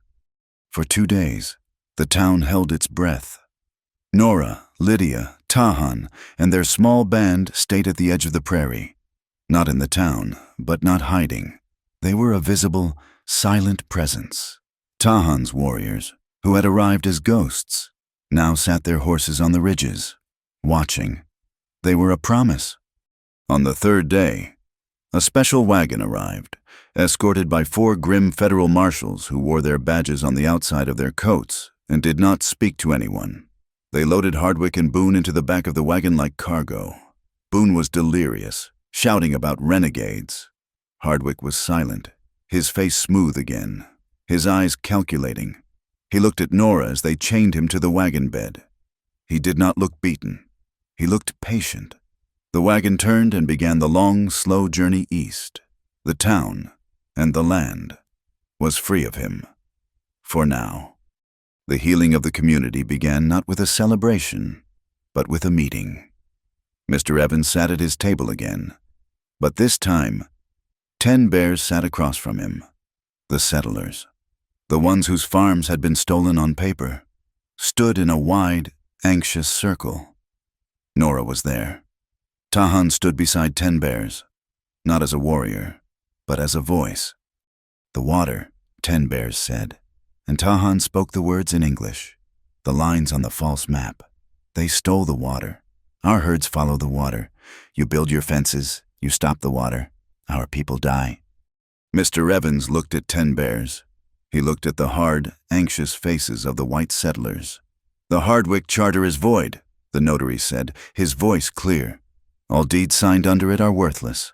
Your original claims, your father's claims, are restored. A wave of quiet, desperate relief passed through the settlers. They owned their homes again. But the matter of the Comanche roots is not settled, Mr. Evans continued. He looked at 10 Bears. I will file a federal report. The survey was fraudulent. I will recommend that the original migration routes, the water access, be declared protected territory. It is the law. 10 Bears was silent for a long time. He looked at the paper Mr. Evans was holding. Paper, he said. Tahan translated. Your paper is a wind that changes direction. My people follow the earth. The earth does not change. This time, Tahan said, speaking for himself, his gaze finding Nora in the crowd. The paper will match the earth. We will see to it. The meeting ended. The legal wound was closed. The deeper wounds, the ones of blood and memory, were still raw. Lydia and Nora returned to their father's sod house. It was cold. It smelled of dust and old memories. Lydia stood in the center of the small room, her hands folded. She looked at the simple cot, the rough table. She had left this place to fight a war with the ledgers and ink. She no longer belonged here. Nora went to the small chest where she kept her few possessions. At the bottom was a bundle, the blue silk dress. She took it outside. It was stiff with dried mud, whiskey punch, and the faint, coppery smell of fear. She drew a bucket of water from the well. She took the lye soap and, piece by piece, she began to clean it. She washed the hem where the map had been hidden. She washed the sleeves, ripped by the wind. She washed the bodice, stained by Marlowe's grasp. She scrubbed the fabric, her knuckles raw, until the water in the bucket was black. She was not just cleaning a dress. She was washing away a ghost. She was rinsing her sister's name from the cloth, and her own fear with it. She rinsed it in clean water and hung it on the line. The pale blue silk, patched and scarred, fluttered in the wind. It was not a flag of surrender. It was a flag of survival. Lydia came out, watching her. Nora was drying her hands, her rough, red hands. "It is clean," Nora said. She took the dress from the line. It was still damp. She folded it, her movements careful and precise. She held it out to her sister. "This is yours, Lydia. I am finished with my part." Lydia looked at the dress, then at her sister. She saw the new lines around Nora's mouth. She saw the steadiness in her eyes. The girl who had hidden behind her name was gone. Lydia took the dress, but she did not hold it to her chest. She held it in her hands. "No, Nora," she said, her voice soft. "You are not finished. You are just beginning." Lydia folded the dress again and put it in her own satchel. "I am not staying here," Lydia said, looking at the small sod house. "The farm is yours. It was always yours. You speak the language of the land." "Where will you go?" Nora asked. "Messilia Gap," Lydia smiled, a small, weary smile. "Mr. Evans gave me the keys to the town hall. He says it is public property now. The women in this town, they cannot read. They sign their names with an X. They sign away their land, their water, their lives, all with an X. I am going to teach them to read. I am going to teach them how to keep their own books." Nora looked at her sister. "The fighter. They will need hay," Nora said, a small smile touching her own lips. "For the horses." "Yes," Lydia said, "they will." Nora went to Tahan that evening. He was not in the town. He was camped by the creek with his warriors. They were his people, his family. He sat by a small fire, his back straight, his left arm bare. The wound was healing. The stitches Nora had made were angry, red lines in his skin. But they held. The flesh was hot and swollen. She came to him with a small bowl. She knelt beside him, as she had done before. He did not speak. He watched her. The firelight played across his face. She had ground herbs, the ones Tala had shown her, yarrow for the bleeding, sage for the heat. She dipped her fingers into the cool green paste. "This may sting," she said. "It is fine," he said. She laid her hand on his shoulder. His skin was hot.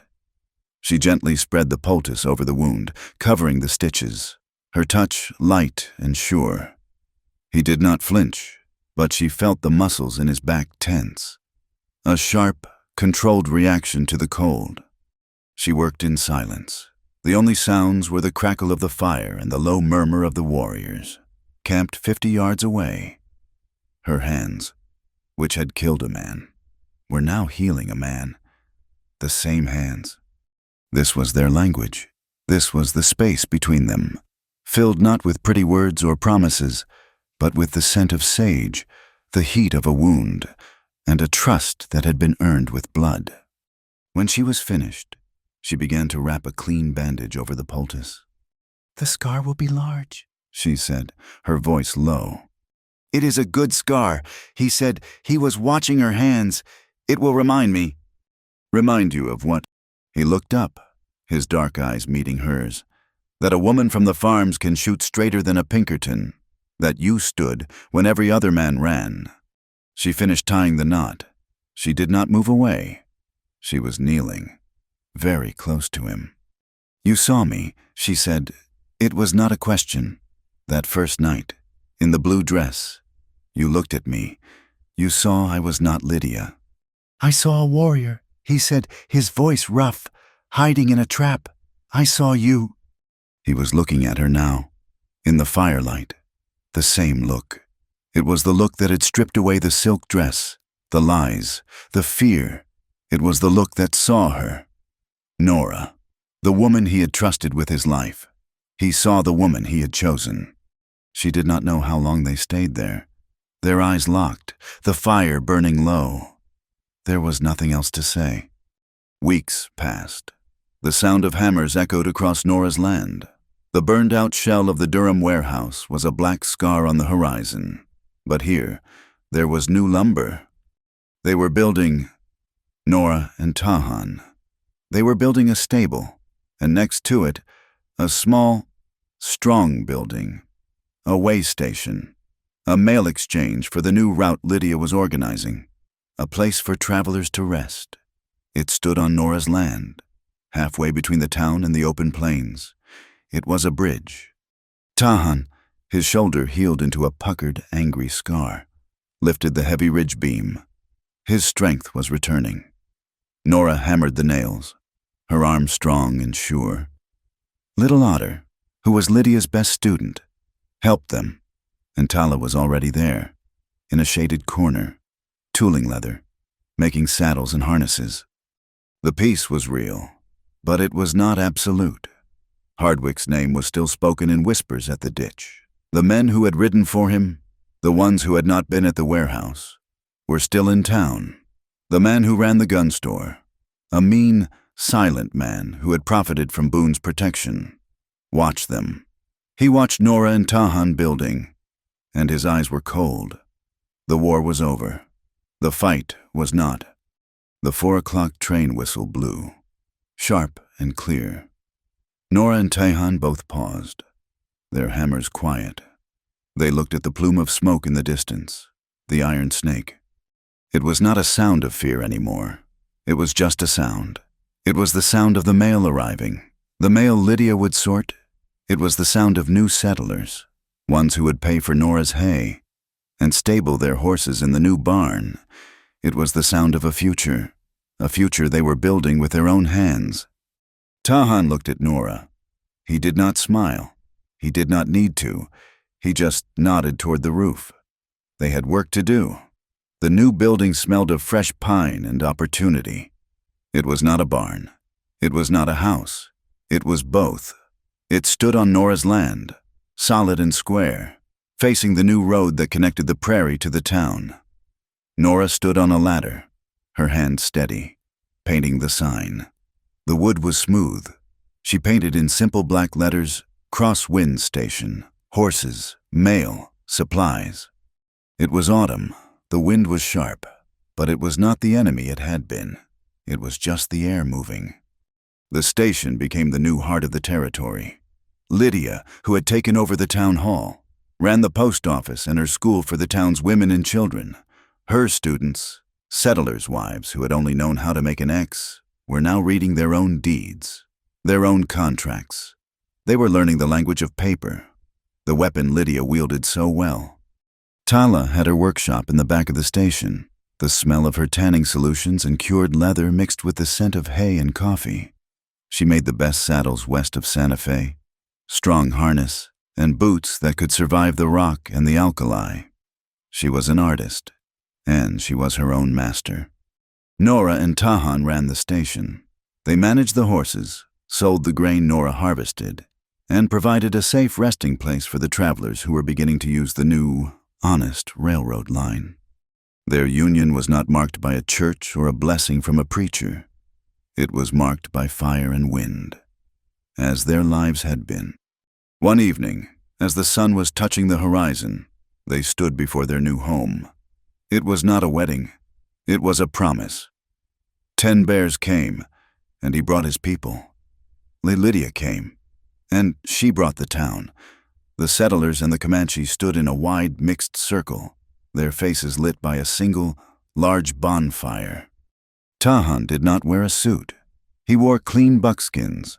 Nora did not wear white. Tala had made her a simple dress, the color of the prairie grass in winter, sewn from the hide of a deer. 10 bears brought a single strip of soft, red leather. He took Tahan's right hand. He took Nora's left. He wrapped the thong around their wrists, binding them together. He spoke in his own language, his voice like the rustle of old leaves. Lydia translated for the settlers, her voice thick with emotion. He says that the sky and the earth are two, but they meet at the horizon. You are sky, you are earth. Today, you meet. You are bound by what you have spilled, what you have built, and what you have saved. 10 bears tied the knot. It was simple. It was strong. It would not come undone.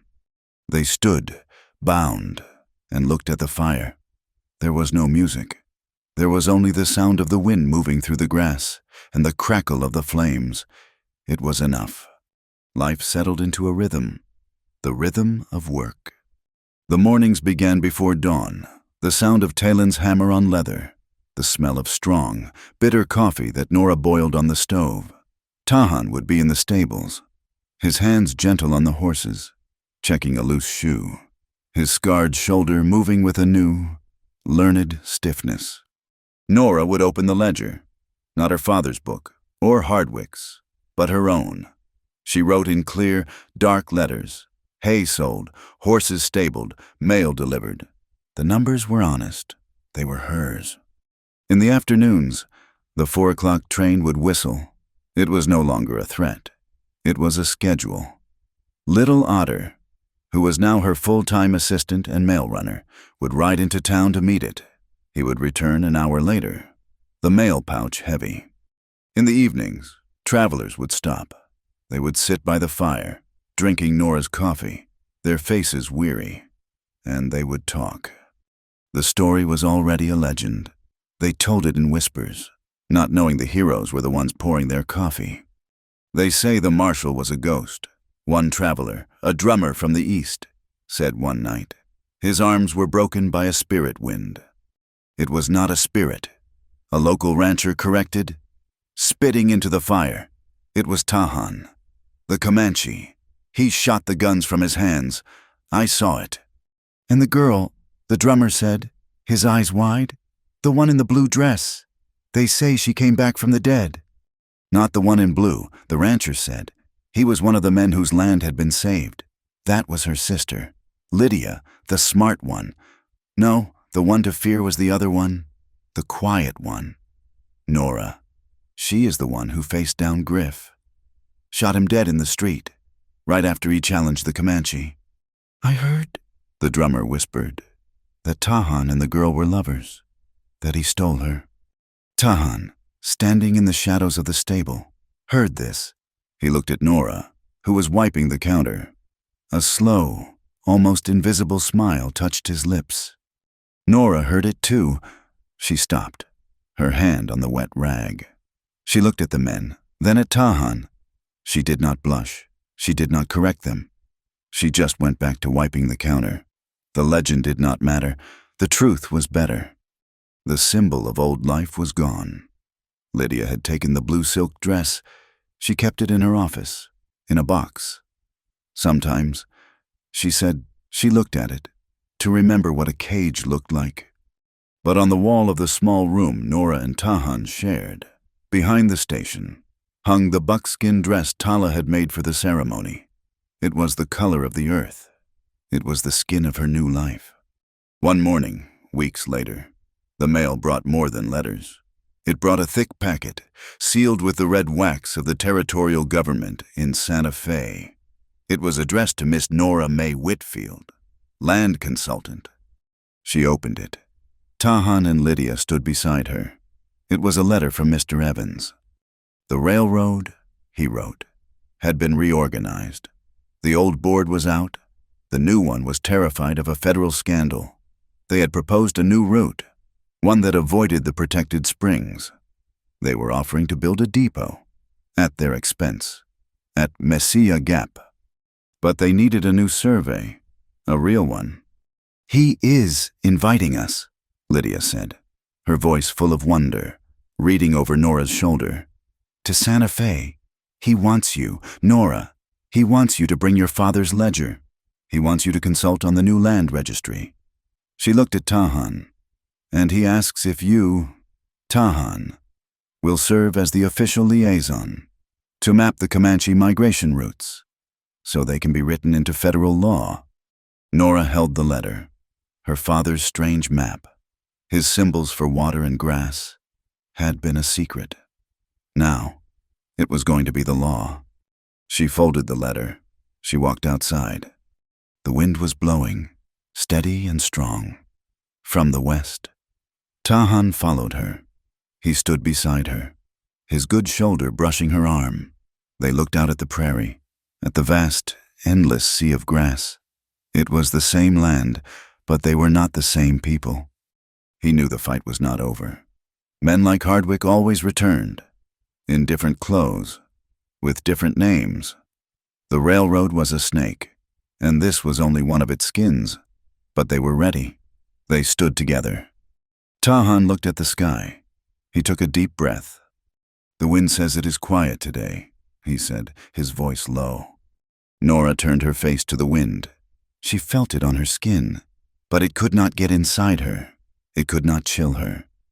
"That is because it stays inside us," she said. She wore her sister's dress on the first night. Today, she wore her own name and the man who had seen it even before she did. Thank you so much for listening to this story. We would love to know where you are listening from, so please drop a comment below and share your thoughts. If you enjoyed this tale, please subscribe to Wild West Tales, like this video, and give us a little extra support by pressing that hype button so more folks can hear it.